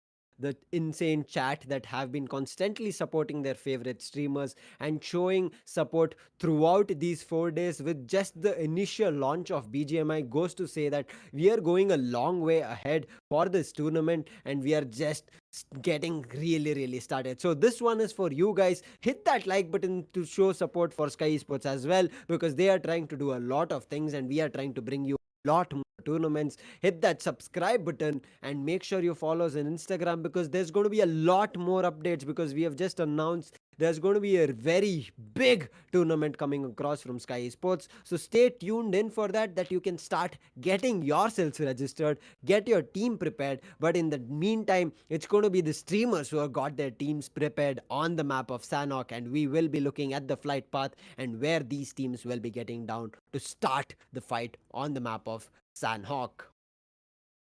Well, yes, that is definitely going to be the case. And well, we are going to be having the drops starting off from both these teams. Well, there you go. We have majority of the teams already going to be on their way to the ground. And well, Lucifer, Paradise Resort is going to be one of the places where these teams should definitely be looking to head, but it looks like they are still going to be a little far away. And as for 1947, they've completely detached themselves. They're going towards Hatin as well as Camp Alpha. So that is going to be interesting to see how it works out. Yep, this is going to be really interesting. Again, it looks to be a lot of fights that can happen on the resort. Walkouts are going in for that, but I think walkouts are looking forward to go to the farthest corner, Kahau, and I think that should be a really good call from them. But Harten, as you said, is being taken from two teams, I guess, 1947 as well as Marcelluz Gaming. So two initial fights that we can see, but Riders of IYD have managed to make their way into the ruins, having no fight to put across. Same goes in for the side of Marcos Gaming. They have managed to make their way close to Nakham or Camp Charlie that they can run to and grab a lot of loot, but still at safety. But in the meantime, as I said, Redowl have managed to make their way in and they are on the ground right as of now, looking for a lot of loot but not any fights early on. So hoping for a better round or a better match for the side of Red Owl. I mean, hoping for a better match for all the teams to come out on top, but maybe Red Owl, maybe this one's for you. Take that victory, take this away and run away. Well, if they can take that victory and run away with it, that is definitely going to be a very interesting prospect. But again, we will just have to see whether the side of Wizgod and his team can make those kind of plays. Can they do exactly what their fans and they expect from themselves, which is take the win today? Well, for them, they will have to make sure that they can get those weapons first and then make a play for that. They have picked up a QBZ as well, so that is going to be a good weapon that they can have in their hands. A good fire rate at the ranges that this gun is going to be used for is going to be very essential for you to take down your opponents, especially when you are in close quarter combats. The fire rate is exactly what is going to help you out and not so much the damage per bullet. Yep, damage per bullet. Close combat, it's just about the number of bullets that you manage to hit. If you have a bullet which has a fire rate a little bit, I mean, if you have a rifle which has a better fire rate, it's going to get really good for your team. But right as of now I speak, the side of Team Red Parasite will be fighting with the side of Team Vaadhiyaar. Team Vaadhiyaar will get one finish. They've already to knock one person. That's going to be Escort from the side of Team Red Parasite. They're looking for the confirmation, but right as of now, I guess that's going to be one more person going in from the side of Team Red Parasite. They've already lost two people, or I'm not sure. Oh, okay, they've lost the complete team of Red Parasite very early on with just 3 minutes on the map of Sanhok. And this is what I said. Being a small map, there's going to be a lot of early fights. And Team Vaadhiyaar, with the finish that they've got, they're going to be really happy because they took out one team completely. Well, yes, they are going to be taking that team out completely. And well, it's going to be the first team that falls. And as for the side of Walkouts, they're just proving their dominance at this point of time. They are just telling everyone in the lobby that, you know what, we're here. You can calm down because, well, we're here to take the trophy. We're here for the win. We might have lost our first place spot, but we are not looking to drop it any further. And the fact that they've picked up these finish points already, well, that just means that they already have 4 points in their kitty for this map.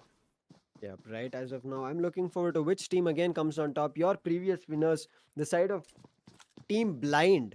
are looking forward to take their control in a camp. But as they've taken the loot, they're making their way out of the camp itself. I mean, it's a really good call. But right as of now, the side of Team Kerala are looking forward to fight with another team. They've already managed to take one person down his knees. But Team Blind, I think they're hearing a little bit of a sprays coming across. But bit 2 will be getting confirmed from the side of Team Revenants, I guess. And that's going to be one more person going down with 59 people alive. Still 16 teams. I mean, it's going to be one person. I guess it was an isolated fight that happened. But Team Blind, they're running across the map. They're not using any vehicles. They're using the terrain that can work in their favor. But we have talked about this. When you want to run across a map really fast, the vehicles are the ones that you would have to grab and then make your way across. If you're just running across on your bare feet, people will be having a really good chance to convert in terms of having it to a kill. But right as I said, Team Kerala, they're looking forward to fight with the side of Team IYD, and they've managed to take two people down there. With the last two people surviving, it's going to get really, really hard. But what a far angle fight that they're taking with the side of Team IYD. Well, they are going to be taking they are taking a fight with IYD, but there you go. I believe that is going to be a knock that they have secured now. He does not, so Riaz does not have a grenade with him to finish that kill off, but I think that they are going to be able to do something about that. They will be able to deny the revive for that teammate of IYD, and that will be a big aspect of it in any case. So Riaz, he's just holding on skills. He does not want him to make any kind of a move and try to revive his teammate, and the entire team of Bleed is just going to be slowly looking to push up. But it looks like Panda has made his way up to the rock as well. He has spotted the player in the corner, but it does not matter because TT carry is going to get taken out. I mean, they were looking like they were just baiting that one person from the side of Team IYD so that they can come in for the revive and then they go in for the fight. But right as of now, Team Bleed is looking for flak skills from that rock that he's taking cover in, and they want him also. The side of Team IYD are looking to be cornered in some time. Bleed Max is close to the side of Team IYD, but he's going to be really alone. So he needs to be sure of the fight he picks because his teammates are far from his position. If he does not manage to pick this off, he's going to get really, really bad. But right as now, a grenade is looking to be chucked at Bleed Max, and if it does convert, he's going to get a lot of shell damage and he also might go down. But the side of Team Bleed are slowly making their way in to help him out. There's going to be a grenade chuck, no damage being received, but with that grenade being thrown, I'm pretty sure the side of Team Bleed are looking forward to take this fight head on or either try to run from it here and now. Well, they will have to eventually run away from there because they cannot consistently keep holding on to that position. Not to mention that they are going to be running in. Oh boy, Rapid making such a big mistake. Not paying attention to his surroundings is going to mean that he will lose his life and skills. Well, he's still holding behind that rock. He is still making sure that he does not, give his position away and does not lose his life. He's still making sure that, well, he can at least try to pick up a kill for himself. But for how long can he still stay in that position? Because if he stays there for too long, eventually the players of Blind are going to run away and the zone is going to be coming in, and that will be how he gets taken out. Yep, that's going to be really, really sad to see if somebody goes down to a zone. But as of now, Team IYD, they're slowly backing off as well as watching their backs if Bleed is trying to push them out. Kastro right now, I think they've heard a couple of gunfires, and that's the reason they're slowly moving in covers and trying to scope out their enemies. Smidub also doing his own job through the shacks. He's looking forward to a couple of people. They might be able to scope some people out, but not sure why they're just holding on to this position. They do have really good covers, and I think they are already in the play zone, so nothing to worry about. But right now, Marcelluz, the person V69, is far from his team. He's just running across the map. It does not look like his teammates are near to him. Gliss, as well as another teammate, that's going to be toxic from the side of Team Marcellus. They are making their way into the play zone, but V69, as we saw, he was far away. He was trying to regroup with his teammates. So is it going to happen anytime soon is what we have to watch out for. And we can see at the edge of the map, we see V69 making his way, and then higher ground that the side of Team Marcellus have taken. So this is going to play a really important role. Oh, one person from the side of Team Red Parasite, they've not gone all out. one person. It's going to be all on this person from the side of Team Red Parasite to make sure he survives for the longest, just to get a couple of positioning points. Because right as of now, going in for finishing points for him is going to be really difficult, because he will be surely fighting with either a 1v2, 1v3, or even a 1v4 who are completely outflanking him. But right as of now, TG has already lost one person for their team. It's going to be Bittu who's going to out. From there, I think they are making a run, because the play zone is eventually right at their back, looking to engulf them. Well, exactly. I think that the play zone is exactly the. I mean, on the map of Sanhok, play zone is going to be one of the most, as you can say, dangerous things that you will deal with if you do not respect it. Because again, it deals a lot more damage, and at the same time, it closes in faster. Because, well, we know that this map is smaller, which means that the zone is going to be coming in a lot faster. As for what we are trying to say, that it means that for the side of these teams, we've still seen just one team getting knocked out. Now we can see the red smoke from the drop in that corner, but again, teams are not looking to aggress just yet. They do not want to give their position away, and also they're obviously scared about the fact that maybe there could be a team already waiting in ambush for them, considering that Sanhok is a map where you can very easily go prone and hide inside the grasses as well as the bushes and around the trees. Well, that is going to be something that you will have to worry about. And as for Team YTT, that is not going to be the only thing, because they are stuck inside the zone and they have to make their way out.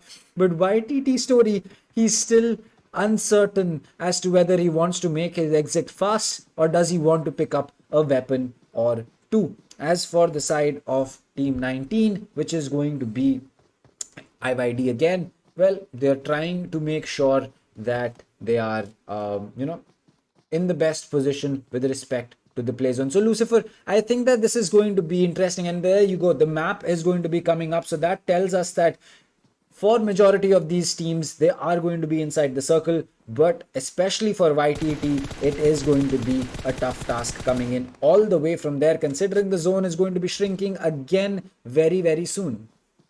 Yep, the zone is about to shrink in just 10 seconds, and the side of Team YTT are already in the zone. So, the second zone coming in means there's going to be a little bit more damage that they'll be receiving. So, they need to take a vehicle and run away. We have talked about this. We've not seen a lot of teams right now taking a couple of vehicles, but right as of now, the side of Team Void is trying to fight with Team 11, as we see in this matchup. But Team 11, that's going to be the side of Team Kastro, who are still holding strong. And I think even though that the fight was about to happen, going in for a call to not take that fight up is going to be really good, because the side of Team Kerala right as of now, they're not completely 4 people strong. One person is still lagging behind the zone, and he is trying to make their way in. 200 meters away are the side of Team Kerala, and they're just again right now they are also looking forward to be engulfed. But right as of now, a lot of shots being sent from the side of Team Marcos Gaming on the side of Team Walkouts. Walkouts have become a target for a lot of these matches that we have seen. Bearded Baba is very low. He gets knocked down. The shell damage is also received spray, but that vehicle being taken down means that no further damage from the vehicle blast can be. But if there's going to be another grenade being chucked out, things will look really, really bad. But look at them, they're getting flanked from two different positions, and within a short span, it's going to be the walkout saying good night, and that's going to be Mr. Spray also going down to his knees. He goes in, there's going to be a molly which is going to burn him alive, and I think from there on, it's going to be two people gone down, and that's going to be again the side of Team Marcos Gaming taking up two finishes on the side of Team Walkouts very early on. Well, yes, that is definitely going to be the case. Walkouts are going to be losing two bodies, and well, Maxi is their fragger, so he's still going to be alive. But Bearded Baba, last 2 days have not been good for him, and well, that is what is going to net them a huge loss. And well, they are going to be having to deal with it. They only have two players left for themselves, Sundar as well as Maxi, and well, they're stuck inside a building. They know the position of these players from Marcos Gaming, so at least they know the threat is going to be right in front of them, but they also have to remember that there can be a lot more players. And well, right as we speak, Viru is going to be getting rid of a player right around the compound of the house that his team is holding, and that will give them some more free loot, as you can say. Some more free loot right as of now is going to be really important. But Red Devil have done a really great job. They've taken a fight on the side of Team Revenants and are still standing strong. The early fights from the side of Team Red Devil is really incredible. They managed to come on top of it, but after which is where they start crumbling. When it's about to be the last zones, they are unable to convert it. But right as of now, the side of Team IYD, they've also lost two players. It's all up to Skills to come back to his feet and help his teammate, because right Team 14 are right on their heels. That's going to be Team Bleed, and Team Bleed might be able to take control of this position. We can hear the footsteps coming across. Maybe this is going to be the last chance for the side of Team IYD, but a lot of kills being received. One more person goes down. It's all done and dusted.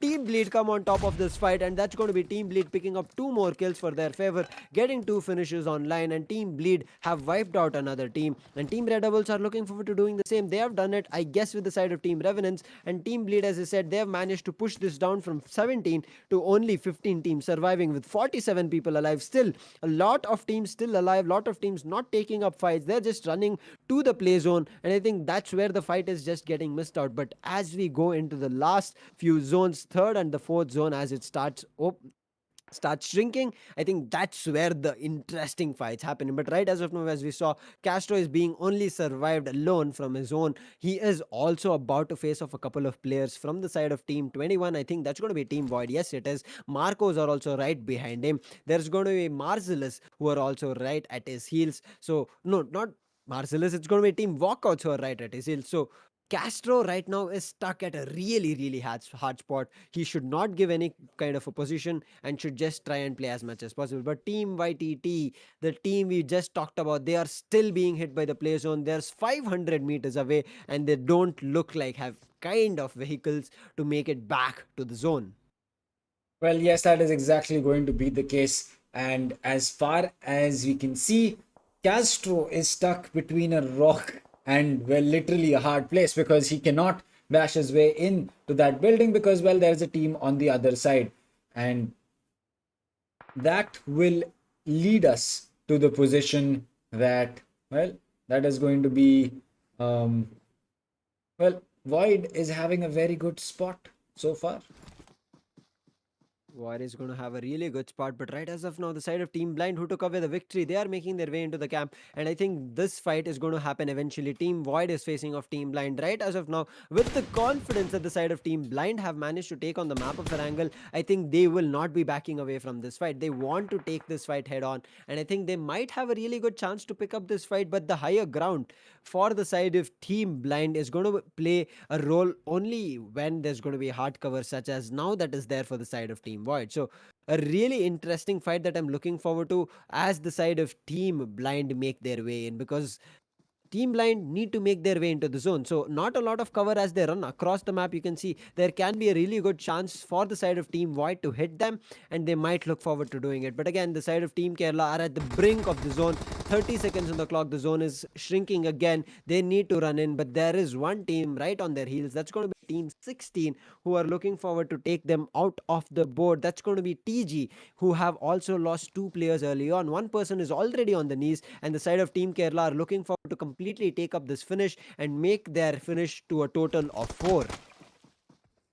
Well, taking their finishes to a total number of 4 also means that not only do they gain in terms of position points that can happen, but they can also gain in terms of finish points as well. So you have to understand the fact that sometimes these teams not, oh wait, Team Blind, they're really close to that drop, and it looks like they're just going to run away from it because they're not yet certain whether someone else is holding that or not, or they have already looted that and have made their way out of there. So that is just something that we will have to see. Kastro is also making their way towards them, but Void is also very close to Kastro, and being the only one alive for his team, it is going to be a difficult task for him.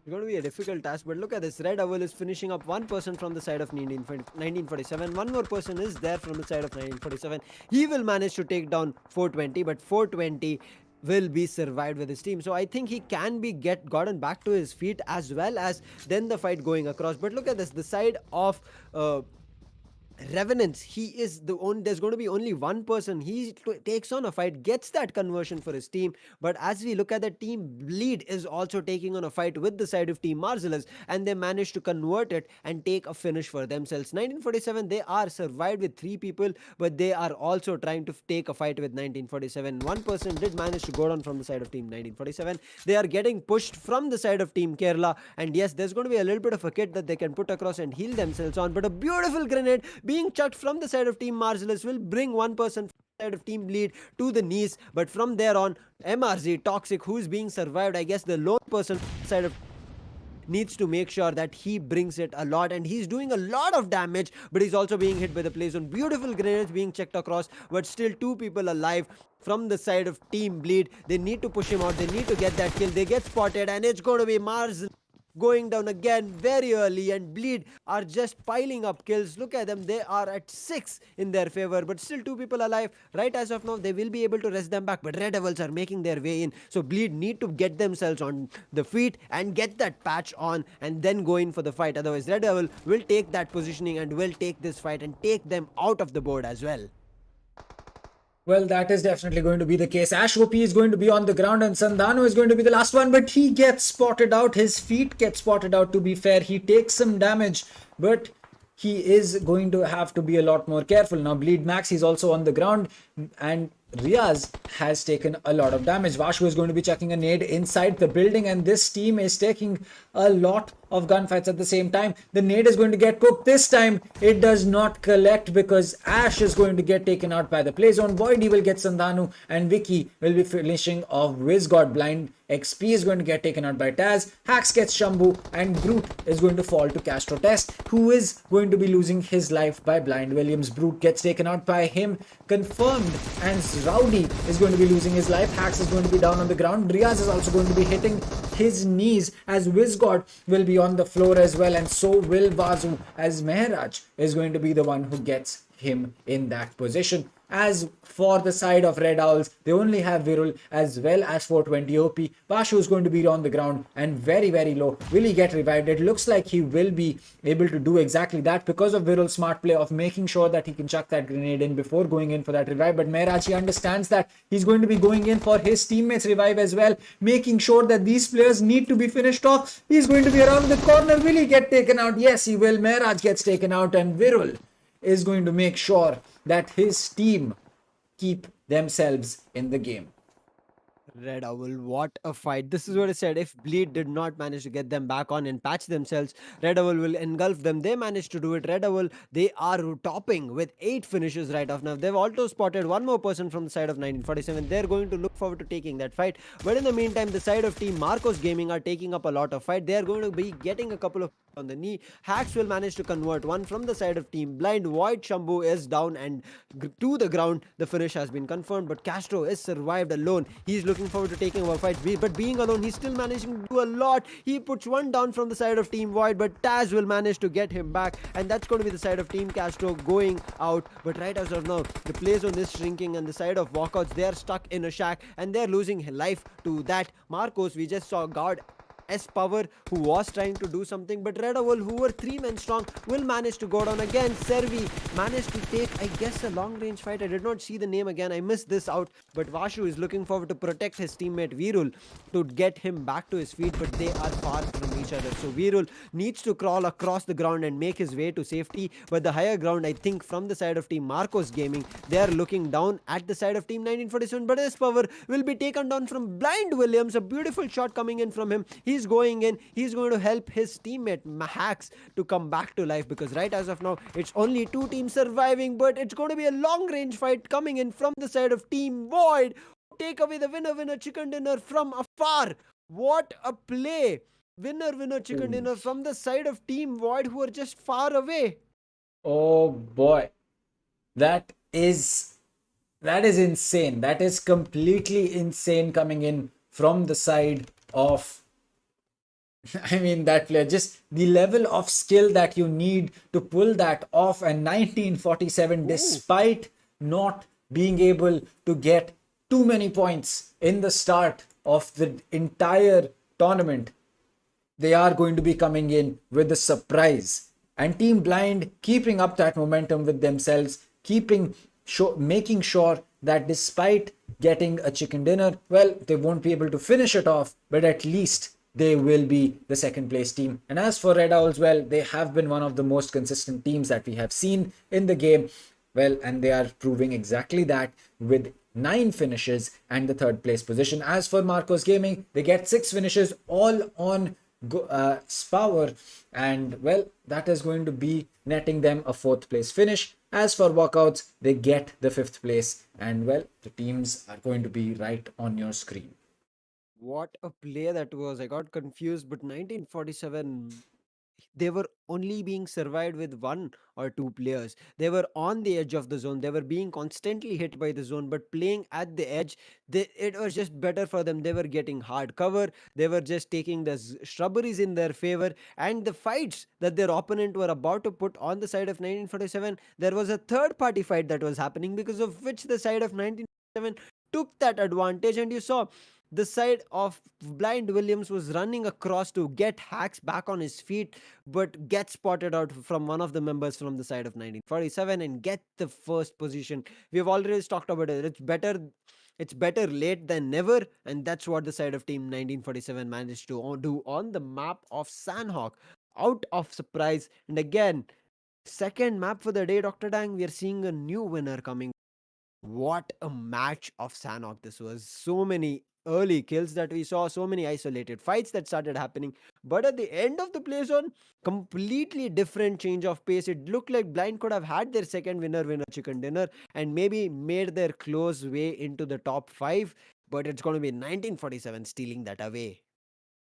Well, 1947 just making sure that, well, they do not leave anything for luck. They are going to be proving that they are the team on Sanhok, at least today, that needs to be respected and needs to be feared. And this is something that is very, very good about this entire tournament. Despite having teams that are not able to perform and get themselves onto the leaderboard, they still try their best, they still give their best. And 1947 as well as TG and Blind are some of the best examples of that. They haven't been very high up on the leaderboard, but they have been able to pick up a win for themselves on the map, well, on the map that at least supports their kind of playstyle.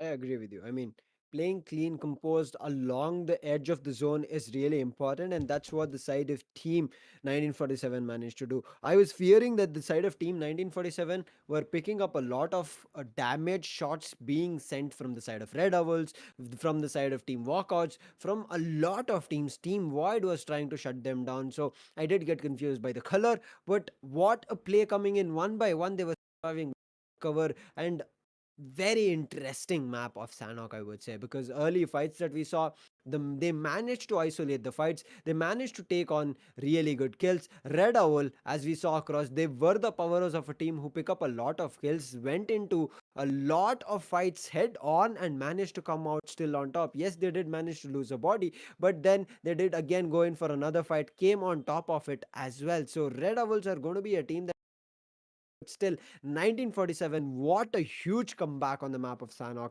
Better late than ever. But before the next map, we're going to be heading into a quick break and catching you guys on the other.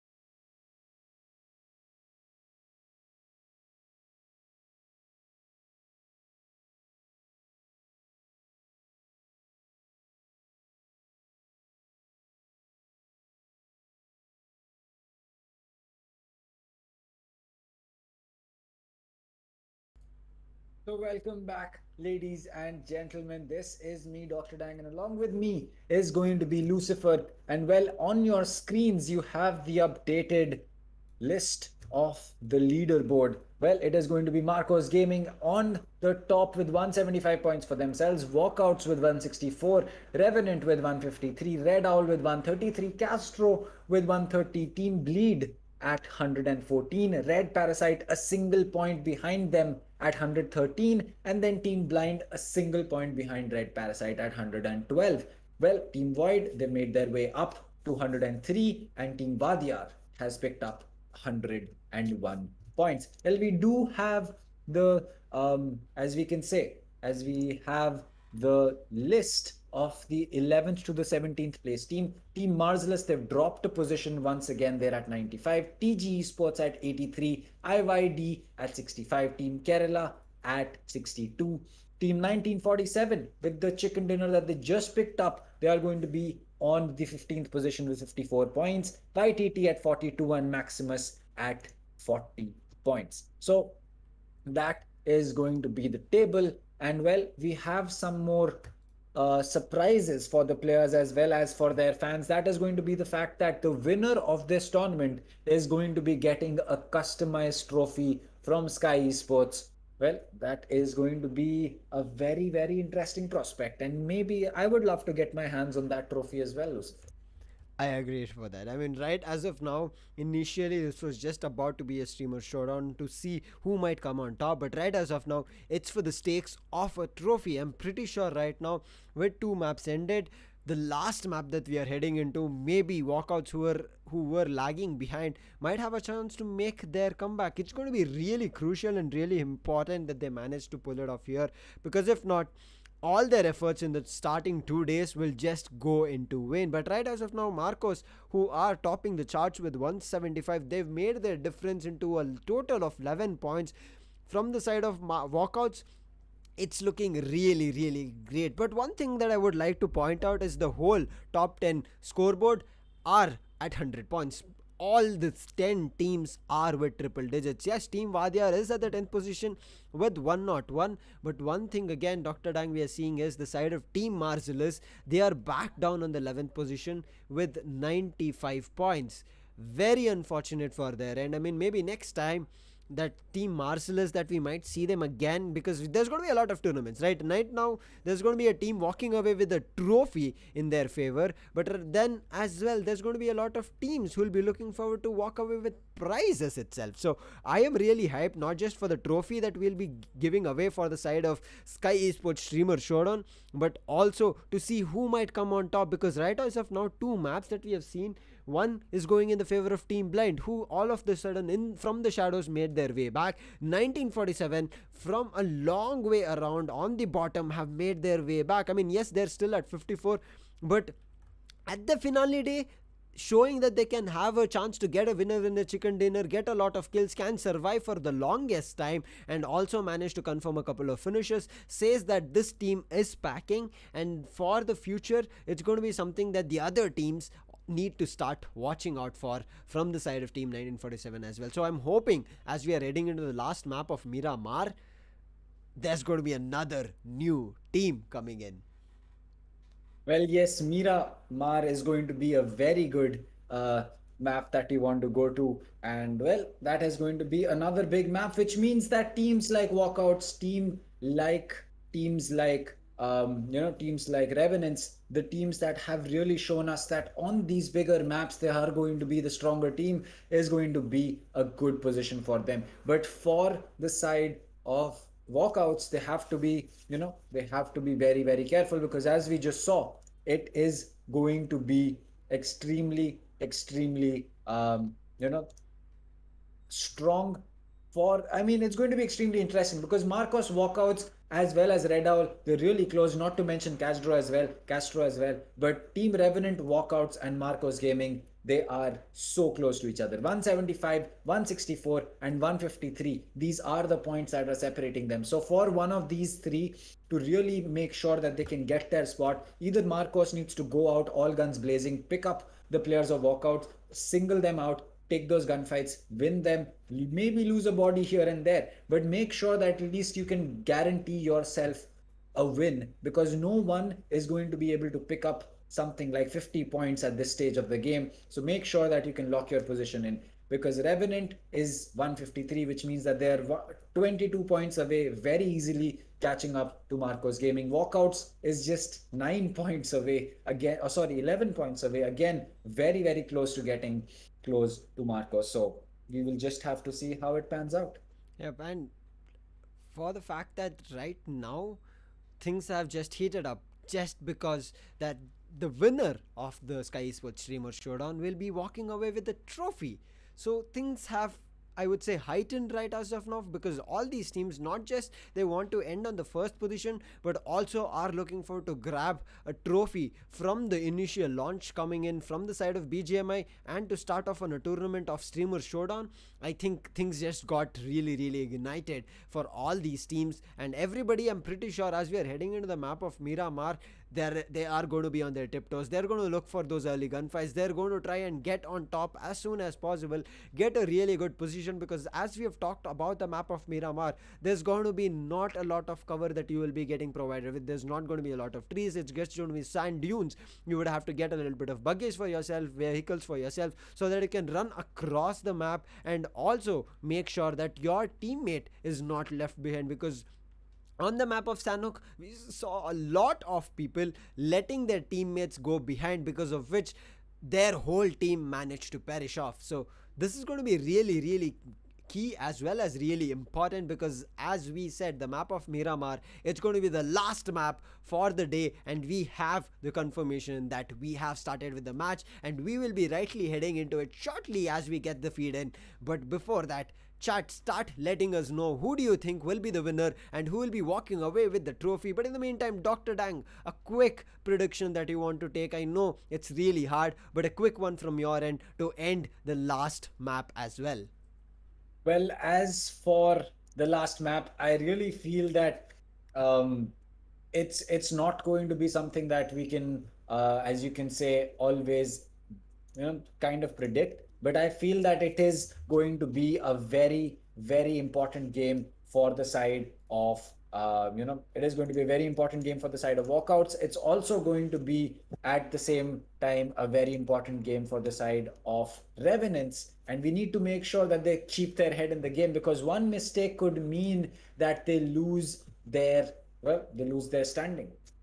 One mistake, one slight mistake, one slight hiccup, one person being left behind, one grenade hail coming across is all that matters. So right now stakes got really, really high, because Marcos took on the tabletop, and with that is where we'll be looking at whether they'll be able to hold it or not, and the match is going to start. We are going to look at your favorite streamers on how they managed to take this on the last day, the last map, to end everything for all the 4 days, for all the valiant efforts from all these teams.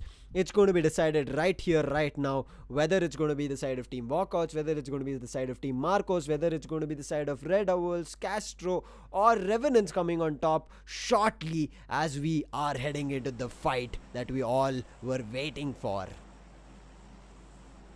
Well, that is going to be exactly what we're expecting to see. We are expecting to see a very, very strong game coming through. And well, it's just going to be coming back down to the fact that we need to see who is going to be the winner at the end of the day. We have to see who's going to be the winner at the end of the day. Right now, a lot of teams have managed to get down. Bleed, as well as 1947, along with the side of TG, they have managed to make their way out. Team YTT have made their way out. Redowl are still sitting in strong. I think they are looking forward to the northern end of the map, as the side of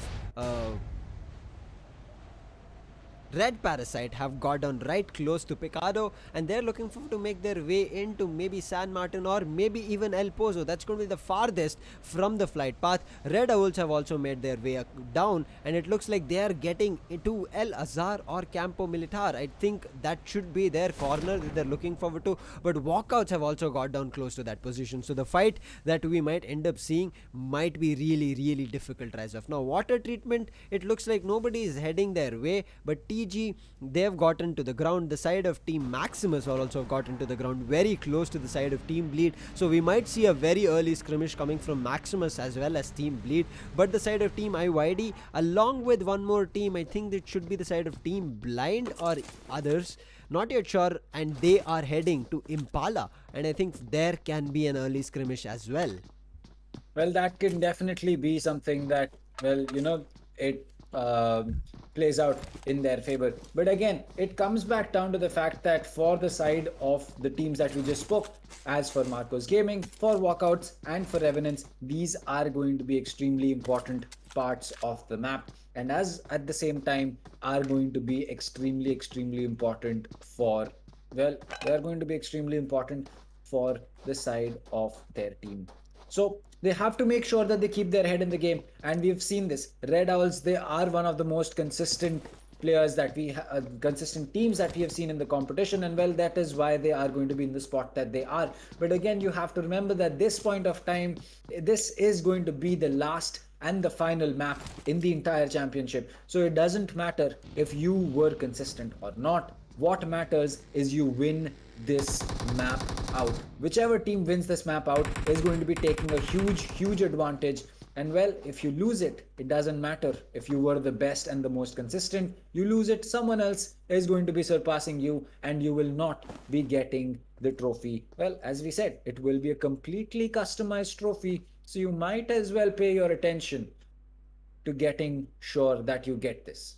Yep, they have to pay attention. But right as we speak, the side of Team Kastro, 2 people have been knocked on. While that was happening, one person, Skills, from the side of Team IYD has also been taken out. But look at this, Kerala are looking forward to take up a long range fight, I guess, from the side of Team 18, and this might just work out in their favor, because right as of now they do have a better angle, and I guess they also have better weaponry to fight with the side of Team YTT. Team YTT, we have talked about this, they are one of those teams who go very early on, are very close to each other, but this time they're looking a little bit spread. But look at this, one person gets spotted out of the window. Maybe Supra might look forward to taking that kill, but one person on the ground is where all the attention is. But look at this, Marcel have spotted one person from the side of Marcos Gaming. Ronak is at a very difficult spot. The whole team from the side of Marcos are trying to take over the building. The fight is coming in. Toxic man anytime goes through. He does go out, and it's all up to Carry to hold this ground strong. He also goes in. 2 kills confirmed, and that's only V69 alive. As he was trying to run away,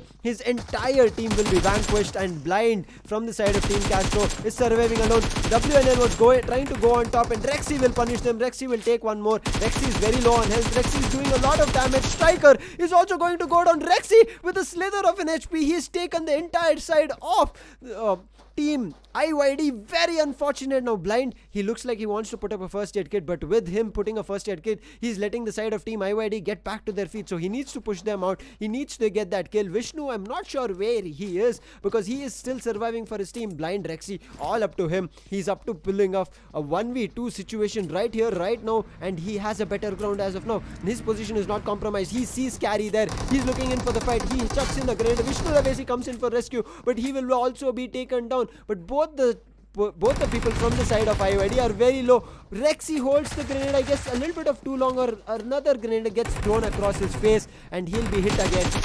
His patch-up will not work for long now. He is the sole survivor. Took a lot of time, and his patching did not work out. Well, yes, the grenade just exploded too close to him for him to really make his way out, but it looks like he's going to be dropping in a smoke right next to that bike, so that he can possibly look to either heal himself back up or make a getaway from there, because well, that is exactly what he's going to be doing, and well, that should in theory let him survive, and that is exactly what is going to be happening. So as for IYD, they've lost 2 players, but for Blind, they've lost 3, and Rexy is the only one surviving. He doesn't even have an helmet. He only has a level 1 backpack, no first aid kits, only 5 bandages, and a very hurt up vest for himself. Very hurt up indeed. I mean, Vishnu all of a sudden, he came in, but his vehicle, he did manage to come out of it very close to the side of IYD. Very unfortunate. But right as of now, it looks like Bleed as well as one person from Walkouts, they're trying to face off each other. There's nobody else from the side of Team Bleed with that person close to him. So right as of now, he has called in for regrouping, but if they manage to go in soon, they will be getting one person from the side of Team Walkouts very early on. And if they manage to do it, we have talked about this, the earlier the side of Team Walkouts go out, the earlier the one of those teams can grab those victories. So it's going to be very crucial, because right as of now, I said it's going to be only one person facing off another person from the side of Team Bleed, whereas the whole team of Walkouts are close to the side of Team Redowls for a fight. So this can end up happening that one person who is being isolated there might end up going very soon, because already you could see the side of Team Bleed were coming in for backup for Max. Well, I agree. I think that it is going to be coming back down to the fact that for these players, it will come.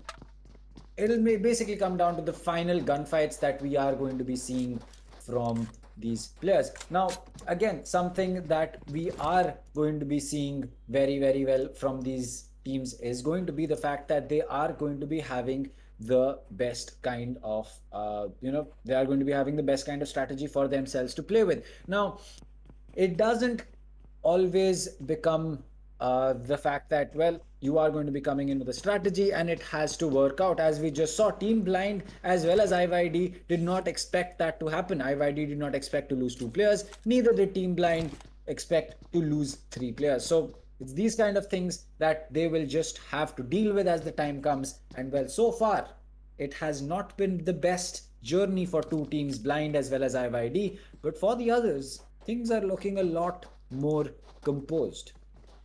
Things are looking a little bit composed right now. Team Vaadhiyaar is looking forward to take up loot, but look at this, the side of Team Kerala as well as I guess Team Revenants are about to face off each other anytime soon. So this is going to be a really good fight that I am looking forward to it.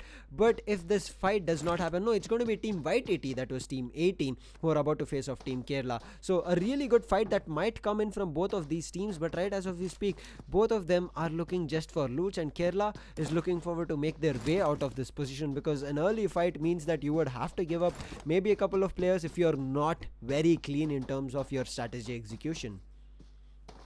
Well, that is completely true. If the strategy is not going to be in the right direction, if it's not going to be thought about for everything, then you are going to be paying the price. Like right now, there you go, the OM is finally going to be there, and that is going to mean that anyone getting this drop is going to be a very, very strong contender for getting this map. The OM on this map is going to be so powerful that, well, you have to make sure that you play it perfectly. And well, if you do not make use of that, well, that's a huge disadvantage for your team.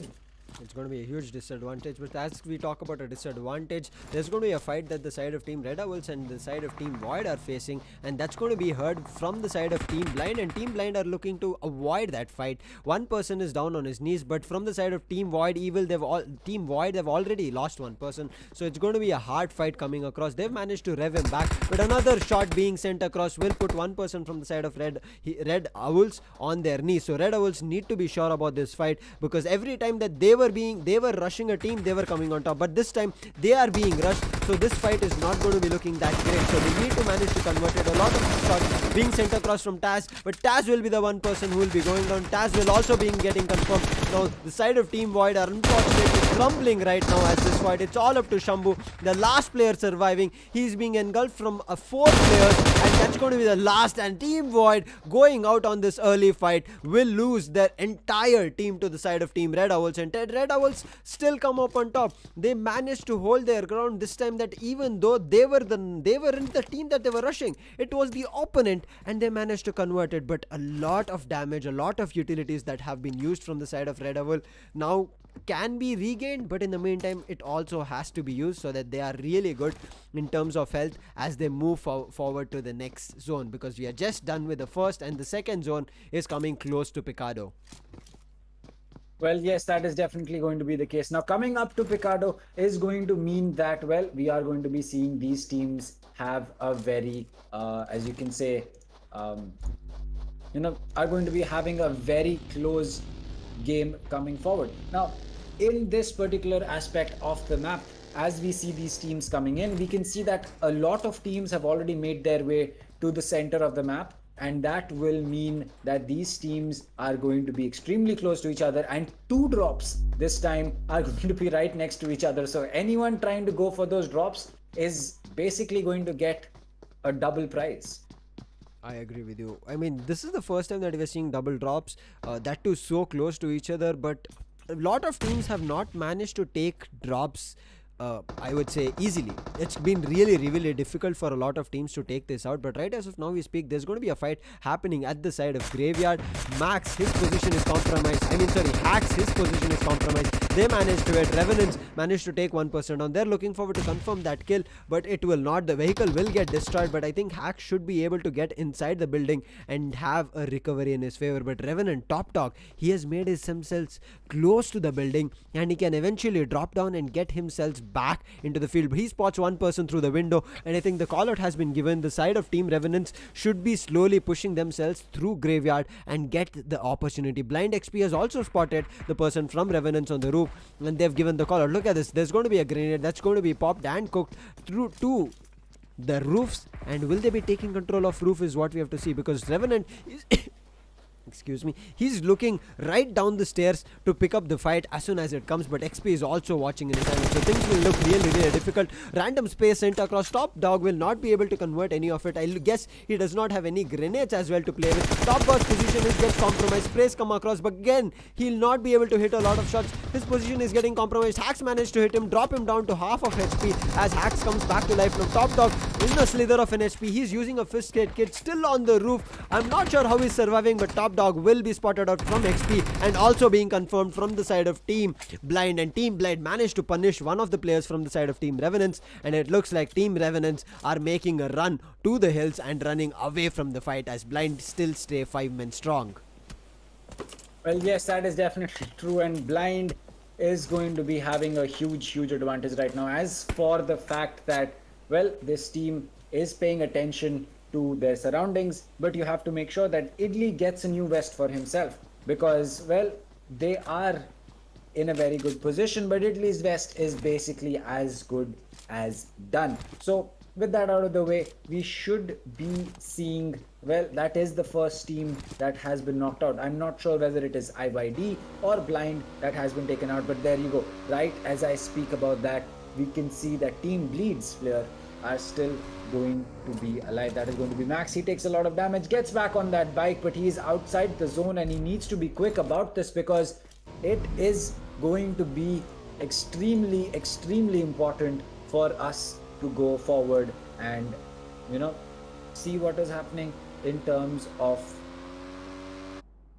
the map going forward. But there you go. We have Walkouts players right in front of us. They are waiting for what is happening, and well, that is just going to mean that Walkouts is in a very good position. They have not taken too much damage. They have a lot of utility with them, and well, they're in very good positions as well. Walkouts are really good. They're looking forward to a far off fight. They've spotted up a vehicle. They're trying to do a lot of damage with these stab fires and a bolt action. They're looking forward to take up their damage, but right as of now, Walkouts have not still gone out. So Walkouts do have a really good chance. As Dr. Dank said, 11 points is all they need. Finishes has not yet happened. Still 16 teams are strong. Only one team have managed to go down as of now, but there's going to be 16 teams, 54 players alive. A lot of flights going across. It's going to be at the side of Team Bleed trying to fight out with Team 13. That's going to be Maximus Gaming, and with that coming through, Maximus again, they have been a team that have not been having a great day, a great fight to put across. Bleed, however, have converted a lot. A grenade comes in, another grenade gets stuck from Bleed itself, but that Riaz will not be able to convert it as the side of Team Maximus managed to convert. Well, that is true. Team Maximus did not, or rather did, in fact, get a few kills with the nades, as we have seen across the course of these 4 days. But right now, when it was needed the most, it just did not land. So with that out of the way, we know that we are going to be seeing the players make their way into the center of the circle, and well, there you go. The new circle has been updated, so it is going to be Graveyard and Power Grid that is going to be in the center of that, which means that Walkouts, well, they've chosen the perfect place to hunker down and hold this. And this is exactly what we were saying. Walkouts are very, very good in terms of getting the map position that they need to be in with the amount of utility that they will have to use, and that is exactly how good it is. But Level God, he's going to get taken out by Tojo. That is going to be the end of the game for him. But as we can see on the map, Team Blind is making their way in as well. Team Lead still pretty far away, but Rexy, he's picking up some weapons as well as utility. So as for headshots, he's very well covered because he has a level 3 helmet. But for the vest is where Rexy has to pay attention, because close range, it's going to be body shots that are going to be the end of him. He spots one player from Team Blind. He's trying to land some shots, but it looks like the player is going to be jumping off his bike to make sure that he can survive. But as we speak about that, Paradox is going to be getting one player for himself. He's going to be downing Survey as well as Virul. But it looks like 420 OP is going to be coming around the corner. Will he get this kill? No, both the players are going to be dodging some shots, and there you go. It's going to be Paradox running inside the building and getting that kill for himself. Vasu tries to make his way out, but majority of the side of Red Owls is done for. Paradox does take some more damage. He's going to be healing himself up, or yep, there you go. He's going to be chucking another smoke for himself, and well, that is going to mean that he is going to be safe. And there you go. He can heal his teammate Maddie back up as well. Man, oh man, right as of now, what a play coming in from Red Owl. Very unfortunate, but Red Owl again, they are being hit from another different team. They're trying to fight it out. There's going to be only one person from the side of Red Owl. He is also getting flanked from the side of Revenants, and now Red Owl, very unfortunate. This fight that they managed to take head on did not work in their favor. Another vehicle coming all in Vashu's favor. Vashu is getting shot. The vehicle gets lit up. Vashu is going to go down, and that's all and done. But it's going to be the side of Team Blind who managed to confirm the kill, and Team Blind are going in for the fight. They are looking for the fight with the side of Team Revenants. Blind did get a victory. Blind were close to another victory as well, but they were eventually denied as Hax was about to rest on the map of Sanok. But this time they are still really good. They are at a great position. They might be able to pull this off. They are looking forward to a fight close to Graveyard with the map, with the team of Revenants, and Revenants are also not backing off from this fight. They are looking forward to it. They are going in for the fight. The side of Team Revenants not backing off, even though they are just 2 players alive, says that their confidence is sky high and they want this victory and want n number of finishes so they can have both placement as well as finishing points. Well, yes, that is true, and finishing points are going to be very important about in terms of the leaderboard as well, because if you do not pay attention to getting the kills that is needed, you will be in the same position as what has happened with Marcelluz. They have picked up 2 chicken dinners, but unfortunately they're sitting at the 11th position. The only reason being that, well, they just did not pick up enough kills. Now, despite getting position points multiple number of times, it just wasn't enough. Versus if you look at a team like Walkouts, or if you look at a team like Marcos Gaming, they have been very consistent about not only their position but also about the fact the number of kills that they have taken. They have not tried to play their sneaky way in. They have not tried to be the team that waits for other teams to get taken out and then start taking gunfights. They have always been the team that has been proactive. They've always played the best version of the game, and well, it reflects in the scoreboard. Right now, the best version of the game is being played from the side of Team Red Parasite. They have a really good angle on the team, that is Team Vaadhiyaar, as they're coming downhill, and they're not looking forward to grant any kind of access to the zone, and that's going to be really important. The zone is going to start switching in 1 minute, so the side of Team Red Parasite need to take up the fight or need to let go of the fight and make themselves out of the zone. Otherwise, they will also get knocked out, just like Team YTT's one player got knocked out from the zone. So the zone is getting a lot of people. Marcelluz is being only survived from V69. Look at the number of space being done. They're looking for to take out a team, and Team Vaadhiyaar is trying to run away from that position with their vehicle, but they've done a lot of damage. The vehicle is not looking in great condition, but with that zigzag movement, they managed to make it out to safety. But 1947, this team, the cheeky team who managed to get the victory in the last map of Sanok, they're again surviving at the edge of the zone. They're playing the edge of the zone really well, taking fights as and when they need, not not going in for fights is looking really great. Right as of now, it looks like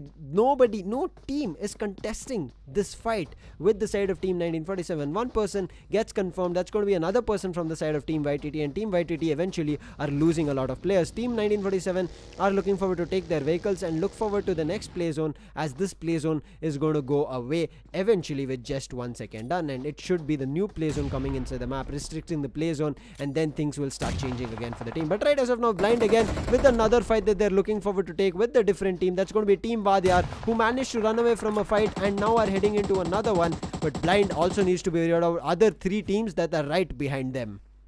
Well, that is true, and as we speak about that, there's going to be one player that is going to get spotted out. That is going to be from Team Maximus, so he is going to be taking a lot of damage. But Bitu, he is very clear that he does not want to let go of that person. Any more bullets from him are probably going to be putting an end to that vehicle and to the life of the player who is going to be sitting right there. So it will be extremely exciting to see whether that happens or not. But right now, it just seems that this side of, well, it looks like the smoke has been popped, and that might just, no, there you go. It's not going to be giving him anything just yet. But as for the side of TG, they are in a very good position. They know exactly where these players are going to be, and the 2 players from the side of Team 13 are going to be stuck in a very bad position. Very bad position in it. But this position that these 4 to 3 teams are there, including Picardo, they are right next to each other. Walkouts, TG, Blind, 4 teams together. This is looking really good. But from the side of Team Kerala, they are at the brink of the zone, and they are looking forward to take up a kill on the side of Team Red Parasite. This is what I said. The team of Red Parasite cannot hold that position for a long time. They're going to be hit by the zone. They had to move out, but eventually, now that it's all left on Sting to manage to survive for his team, he will go down, and that's going to be the end of Team Red Parasite. Very unfortunate for them. We talked about this. You need to take a fight. If that is not working, make your move out of that zone, because eventually that zone will bite you back, and that's what happened for the side of Team Red Parasite. Now Team Kerala still surviving 4 men strong. They're looking forward to patch up some heals and then get back to the zone to Picardo. Marcelluz Gaming, on the other hand, do have a higher angle. Previously as well on the map of Miramar, Marcelluz were the team who had a higher angle, but they did not manage to convert the fight. Very unfortunate for them, but this time again, they do have a really good chance. The zone has not started moving in, so they can play around this place for another 20 seconds, but after this, they have to make their way inside Picardo. If not, they will again get knocked down, get hit by a lot of teams. But as of now, I think the side of Team Marcelluz Marcos Gaming are looking forward to take down Team Kerala as they're coming into the zone.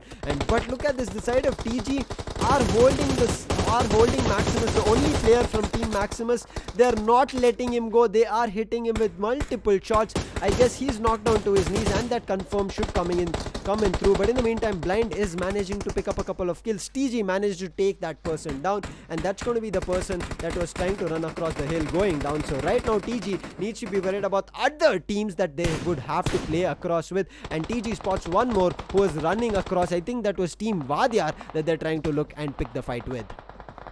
Well, yes, that is definitely true. And Team Blind, they're in a very good position. They're inside the house and inside the zone as well. Vicky is going to get spotted out. He will get sprayed quite a bit. He's down to a sliver of HP, but Marcos Gaming's player will have to make his way in to the circle, because Speed has fallen to the zone just now.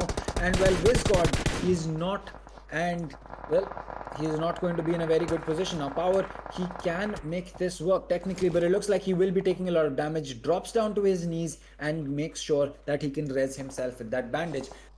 So that's just going to be a very good position for them to be in. Now the zone is going to be closing in the next 1 minute, and well, he is still very far away from the eventuality as to where the zone is going to be ending in. Yep, right as of now, it looks really difficult. Everything at Picardo is going down. A lot of fights being done, a lot of grenades being chucked across. Marcos Gaming, as I said, they need to be sure S-Power gets a really long range kill, and he gets the credits for that. But right as of now, they need to make their way inside the zone, because the Marcos Gaming, as I said, they are at a higher angle, but they are at a difficult spot as well. Revenant still surviving, so Revenants do have a really good chance. But Marcos as well, that they're surviving, they need to pull off really something crazy as of now, because the top teams are still surviving. Walkouts are still alive, Revenants are still alive. So Marcos, if they want to take away the first position and grab the trophy, they need to take out both Revenants and Walkouts. And with that, it looks like 1947 Omega managed to get a knockdown on Mr. Spray from the side of Team Walkouts, and another team is doing that job for the side of Marcos Gaming. Beautiful grenades being thrown across. Paradox gets hit really bad. He's dropped down to a slither of an HP. Another grenade that might come across might be the end of him. Now Marcos are at a very difficult spot. They are in between a couple of dunes. Now if that push comes across, this is what I said, that dune positioning did not work in their favor. Revenants are managing to take down Marcos Gaming there. Marcos are being survived with 3 people, but they are again in that valley, or even you can say the space in between the dunes. So this fight is not looking that great. TG manages to put, but Bittu will be taken down immediately. Abrar managed to go down from the side of Team Walkouts. Game Clasher YT from the side of TG also starts going down. Bittu is down. TG one more from the play zone gets knocked down. Now Marcos are still alive. They need to fight with Revenants. They need to manage to take down, but there's going to be another Team Maximus who are still surviving. Beautiful grenades being chucked across. Look at the side of Maximus right now. They're at the edge of the zone. They're just causing a lot of damage. Play zone knocks one more person. Revenant goes down to a grenade from Tojo, and the side of Team 13 are causing a lot of damage for the side of Revenants to survive. Tojo gets knocked down to his knee from Vizgod, and Vizgod is looking forward to deal a lot of damage. I guess Revenants have managed to go down, but now Blind is coming in slowly. Blind has creeped up the hills, and Ronak managed to get caught out from the side of Team Blind, and he's looking for his play. He takes down one person on Italy, and this fight is all up to 4 teams alive. 4 teams with 9 people surviving. One more person. Ronak goes down. This is just getting too intense. So many shots sent across. It's all up to Blind as well as the side of Team Ronak to now come on top. That's going to be Marcos Gaming to pull this winner chicken dinner.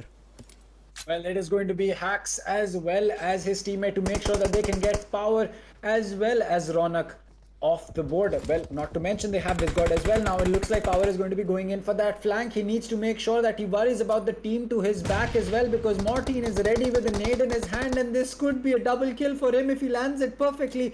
He's going to be chucking that. It takes a lot of help off Maddie as he's going to be stuck prone on the ground. Power finishing him off. Mortin essentially helping another team getting that kill for themselves, but now they know that Mortin and Tojo are going to be somewhere over here. Tojo is a little bit low on HP, but Mortin is going to be at full. Now they do not have a vest on Tojo, which means that he's not going to be the best one to take any kind of gunfight, and not to mention Mortin has also lost a lot of health on his helmet as well as his level 2 vest. So that is going to be good, but Ronak, he just runs up and he sprays down his players. That is going to leave us Mortin and Tojo against Power as well as his team of Ronak and Vizgod. Now the flashbang is going to be coming in. Power somehow blinds himself, but he looks to get the better of his teammates, or rather the enemies. He's going to be downing Mortin, and he now knows that Tojo is going to be the only one, and he gets taken out as well. It is going to be Marcos Gaming who get this win for themselves, and well, that is how things will end. And that is how the things will end. A right way to put it, Dr. Dang. With that victory, I'm pretty sure Marcos Gaming will be topping the scoreboard. And as we mentioned, they will be walking away with, you know what? It's going to be the trophy for Skyesports Streamer Showdown for BGMI. After the eventual launch that we just saw, what a play coming in from Marcos Gaming to top the charts of Maximus. The team which were not looking that great eventually made to the second position on the last map of Miramar. Third, Blind again coming really close. They played really well. Revenant survived for a long time. A lot of fights that they put across, but eventually a lot of grenade kills or a third party kill coming in from Maximus. Very unfortunate for their end that Revenant managed to go down. 1947 not far behind this time. They are with the 5th position, and it looks like the 6th is going to the side of Team Vaadhiyaar, and Team Vaadhiyaar is going to be at the 5th. Next is going to be 6th position. TG comes in the 7th position with only 1 finisher. So the top teams right now are not looking that great in terms of the number of finishes, but eventually I guess the teams will have to be okay with the positions that they are in, because they've just learnt what their opponents are, and that is going to be them preparing for the next upcoming tournament for BGMI. And as I said, there's going to be a lot more coming from the side of Skyesports. This was just a Sky Esports streamer showdown where your favorite streamers managed to play in and get the first, second, and third positions respectively. But we have a huge tournament coming in, the Sky Esports Championship 3.0, which has a huge prize pool of 55 lakhs, which a lot of you can participate in. So make sure you hit that like button and subscribe to support us to bring you more tournaments where you guys as individuals and teams can participate, and also for those updates of when you guys can register, when you guys can start participating, and to know all the schedule of those upcoming matches, make sure you follow us on @Skyesports Gaming on Instagram. But as we were talking about the positions, Walkouts come at the 8th position, maybe grabbing I guess around 3 or 4 points, so that's their position. 12th will be at Team YTT. Team Red Parasite, who are looking forward to deny entry for a couple of teams, end up at the 13th position, do not manage to make their way out of the play zone in time. Team IYD go out really early, but they do get 3 finishes in their favor. We saw WNL doing a really good job, but eventually they managed to go down as Redowl managed to take over them. But then the 15th position, this time Kastro did not look good, because eventually a very early fight, as you saw, a lot of vehicle knockouts came across for the side of Team Kastro. They went down at the 15th position, but nonetheless at the end of the day, an amazing show put up from a lot of teams. And again, we are looking forward to see the points table, because I'm pretty sure we all of us are looking forward to who is going to walk away with the trophy, because that's what is key right as of now. Who is that one team walking away with the trophy? Yes, I did make a presumption as of now, but the points table will give us a clear-cut picture whether it's going to be the side of team, you know who, Team Marcos, who eventually started performing really well as we progress through the tournament, put up consistency in their favor, or is it going to be some other team who slowly but steadily made their way in? Chat, start spamming. Who do you think will be walking away with the Sky Esports Streamer Showdown trophy for BGMI, or is it going to be some other team coming in? And also make sure you look at who is going to be having the n number of kills and topping the scoreboard kills. I am looking forward to who will be able to pull that off really insane. But as of now, we are done with the last map of Miramar. What an insane show that was happening near the dunes. 3-4 teams managing to try and fight across Revenants, Team Maximus, Team Blind, and the team which is getting the winner chicken dinner, Team Marcos Gaming. All these 3 teams were managing to pull this off really well in their favor. But nonetheless, it does happen that some teams need to go out, some teams stay up on top. But nonetheless, at the end of the day, what a match that we all witnessed. Wonderful to see this kind of a play coming from these many teams, from these many streamers especially, because maybe not a lot of them are pro players itself. So for them to put such an amazing show up, they need to have a really great fight. And with that done and dusted, as you guys, I am also waiting to take a look at the points table. The points table is going to be really crucial as of now. The points table will determine who will be walking away with the Sky Esports Streamer Showdown, as I mentioned. But in the meantime, chat, I'm quickly taking a look at what you guys are saying to have your highlights of the Sky Esports Streamer Showdown, and to understand what do you guys think about who was the clutch player for a particular team that managed to get things back in their team's favor.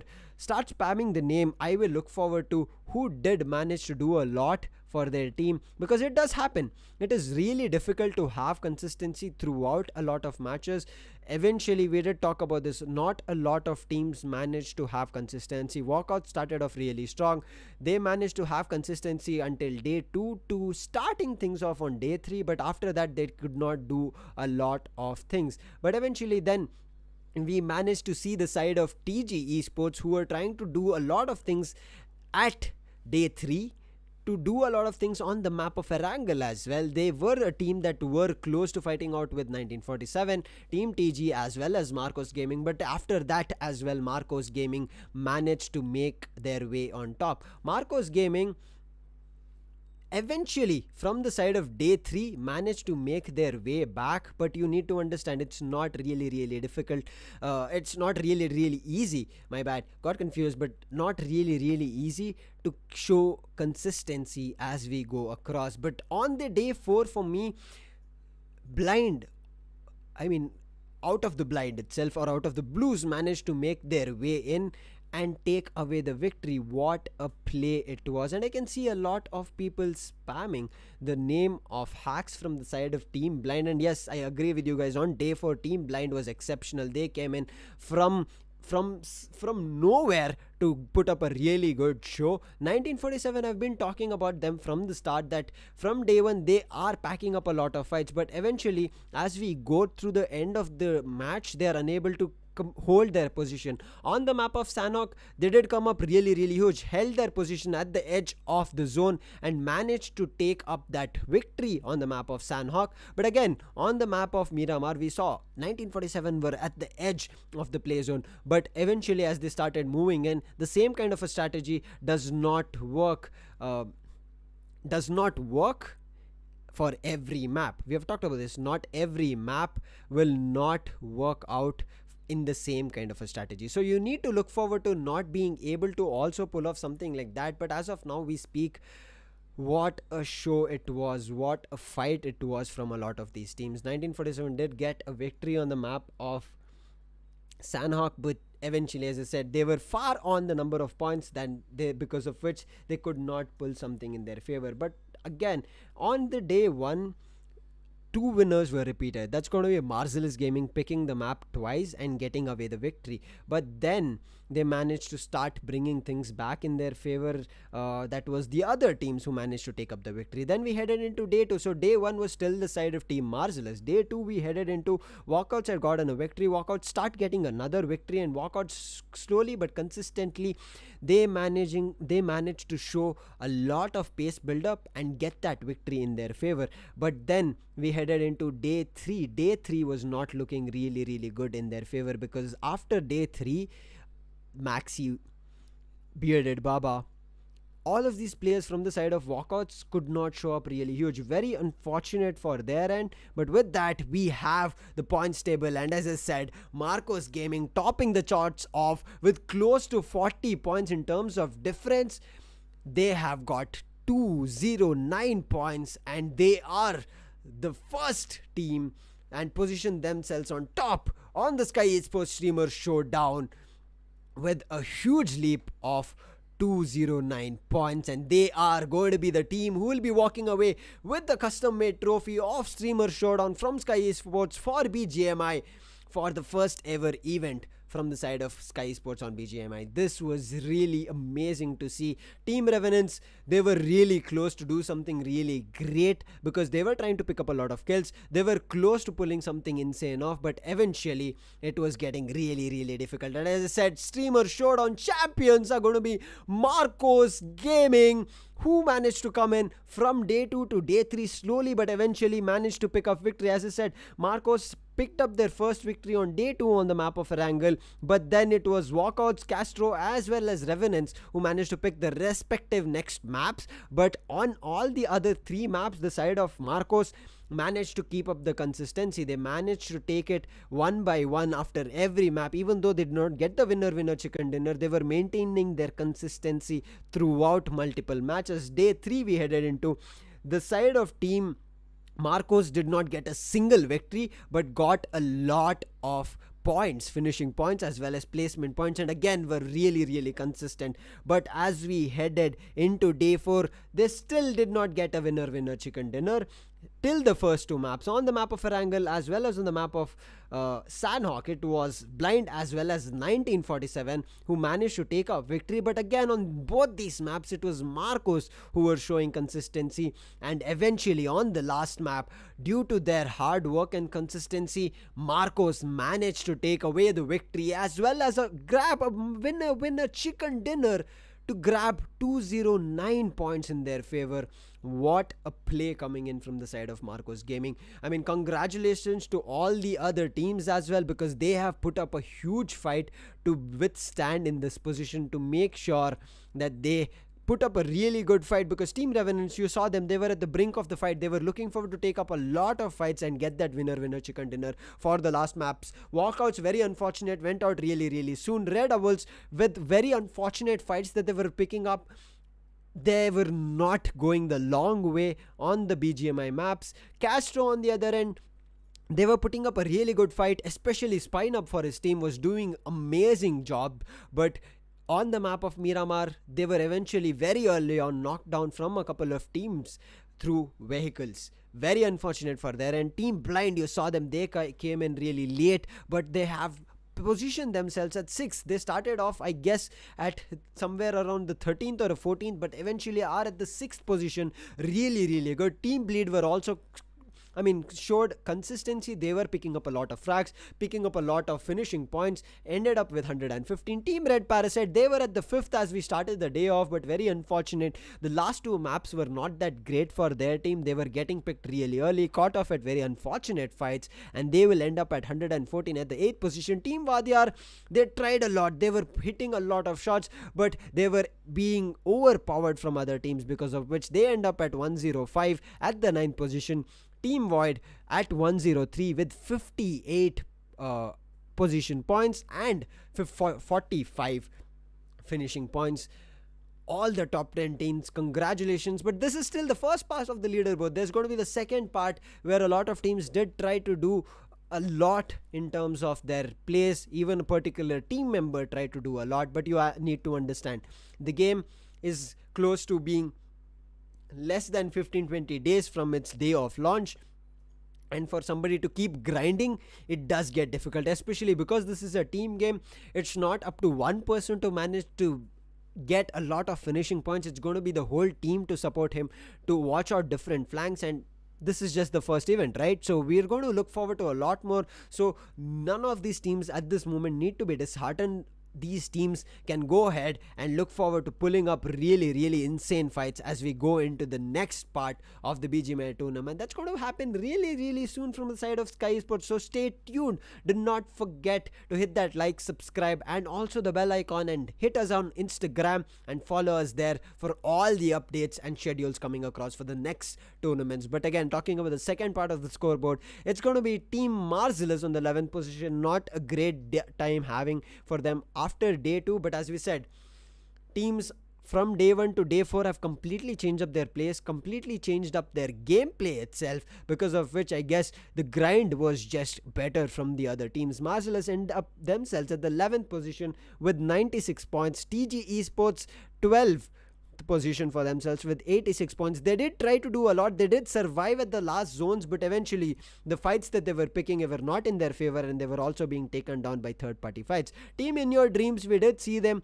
They were also being caught off really early. They were also kind of a team that were getting a little bit targeted, but congratulations on the 10th spot as well. 69 is where they're at. Team Kerala, we did see them on the map of Miramar. They were taking up a lot of people out, but eventually it was just a little bit too late for them, and they end up at the 14th position with 68 points. Team 1947 got one winner chicken dinner, as I said, on the map of Sandhawk. That was really insane to watch. They managed to play that edge of the shrink zone or the play zone and got that victory. They tried to do it again on the map of Miramar. Very unfortunate, it did not work out this time, but yes, maybe another time that you are going to be putting up a really good fight. I'm pretty sure all these teams are already hyped for the upcoming tournaments. So Team 1947 at the 15th position with 61 points. Team Maximus not having a really great time, end up with 57 points. Team YTT with 43 and the 17th position. I mean, all these positions, a long way to go, and as I said, a lot more grinding to be done from all these teams. They will be coming back with a huge fight, slowly but eventually, but that's going to be putting us at the end. What a play coming in, what a play. But we have one more thing coming across. Can you guys guess in the chat, what are we about to look at? Is it going to be again the champions, or is it going to be something else? I did talk about this earlier, that there is going to be the top players that we are looking forward to. So again, I'm looking out for more. We did see a couple of players from the side of Team Blind, but I want to see you guys in chat, who are the other top players, top kills kill scoreboards for the side of any of the teams, start spamming in the chat, and I'll be looking forward to that as well, and put in the number of kills that they have already picked up. So whether it's going to be one person, we did see at the start of the tournament it was Maxi, but eventually as we progress, the side of Walkouts were not having a really good time. So I am really looking out for who is going to be topping on the kill scoreboard. But as I asked, start spamming in the chat with the number of kills that particular person could have picked up, because it is just going to be insane to watch just with the couple of days that the BGMI game has been launched, somebody to come on top. I am looking out for it. But in the meantime, yes, as I said, I'm sure, I mean, all your inputs our moderators are looking at, as you are putting across in the chat, they will be looking at it to make sure the next time that we see it should be some of these inputs that work out in our favor. But as we talk about it, it looks like one person, amazed, is the one person being spammed a lot as of now from a lot of teammates. But yes, who do you think else? Who else from the side of any of these teams, from Blind, from the side of Team 1947, from TG, from the side of Red Parasite, from the side of Kastro, from the side of Blind, from the side of Bleed, who do you think is on top? Who do you think has a really good chance to take away the victory? Who do you think has a chance to top the scoreboard? As of now, I'm not sure, like, is it possible to take in all your requests? Because yes, it was a huge tournament that the side of Skyesports managed to do within a couple of days, to get all the streamers onboarded, to get all the streamers to put in their efforts, and all of a sudden to get the fight across. I'm looking forward to the next upcoming tournaments from the side of BGMI and Skyesports, because as I said, this is not going to be the only fight that these teams managed to put up. There's going to be a lot more that we'll be looking forward to. And with all that said and done, I'm looking forward to the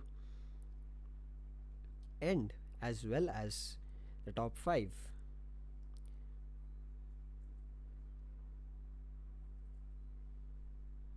Oof, what an insane 4-day, what an insane number of days that we have done. 4 days consistence.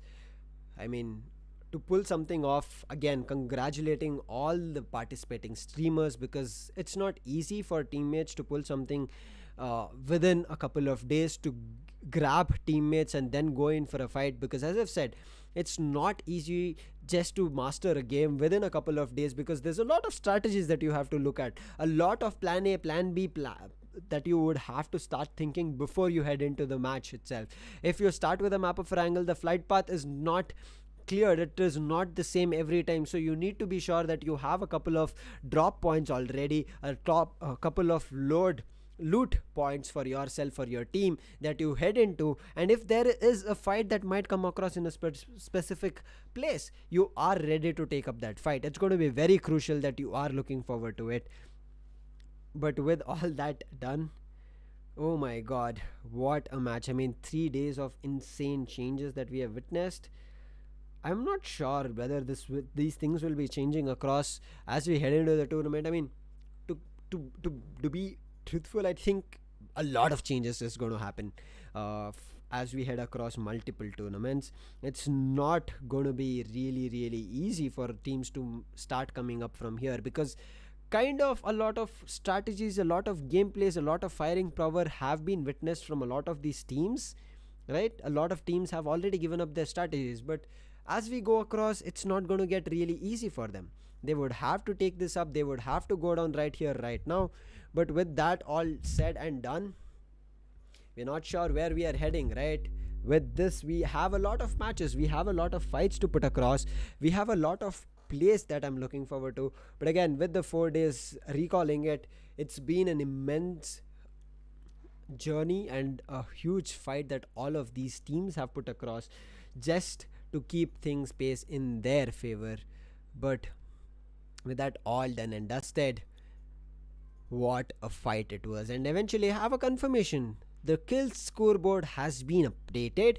It should be coming right across your way. You should be seeing it as well as I should be seeing it, and I'll be waiting for it. I mean, again chat, I've only seen a couple of names of who will be the top players or the top players will be having a number of skill points. So make sure start spamming that. I'm being seeing a lot of other things from the chat, not the names of the players. So start spamming the names of the players who can be on top, whether it's going to be from the side of Team TG, 1947, Team Marcos, Team Blind, Team Void, Team Revenant, Team Kastro, Team Walkouts, Team Marcos, or Team YTT. Any of the teams can have a chance to start spamming in the name of who can be taking away the top spot on the kill scoreboard, which I am looking forward to. And you guys are also waiting for. I'm pretty sure that's the reason you're still in the chat. That's the reason, with also the day 4 done and dusted, you cannot wait for the next upcoming days as well.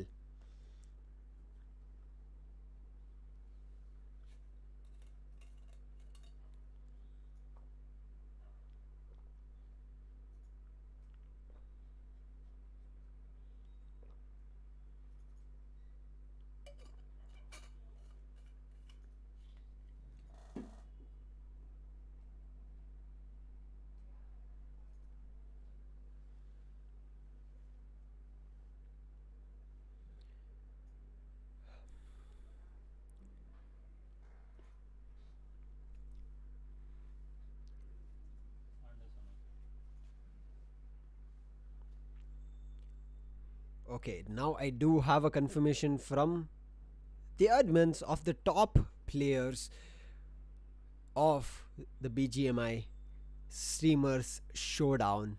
And with that, I'm also waiting it so that both of us, both you, me here as caster, as well as you guys as viewers, get to see at the same time, and we can start talking about it and start witnessing who will be taking away the top kill scoreboard.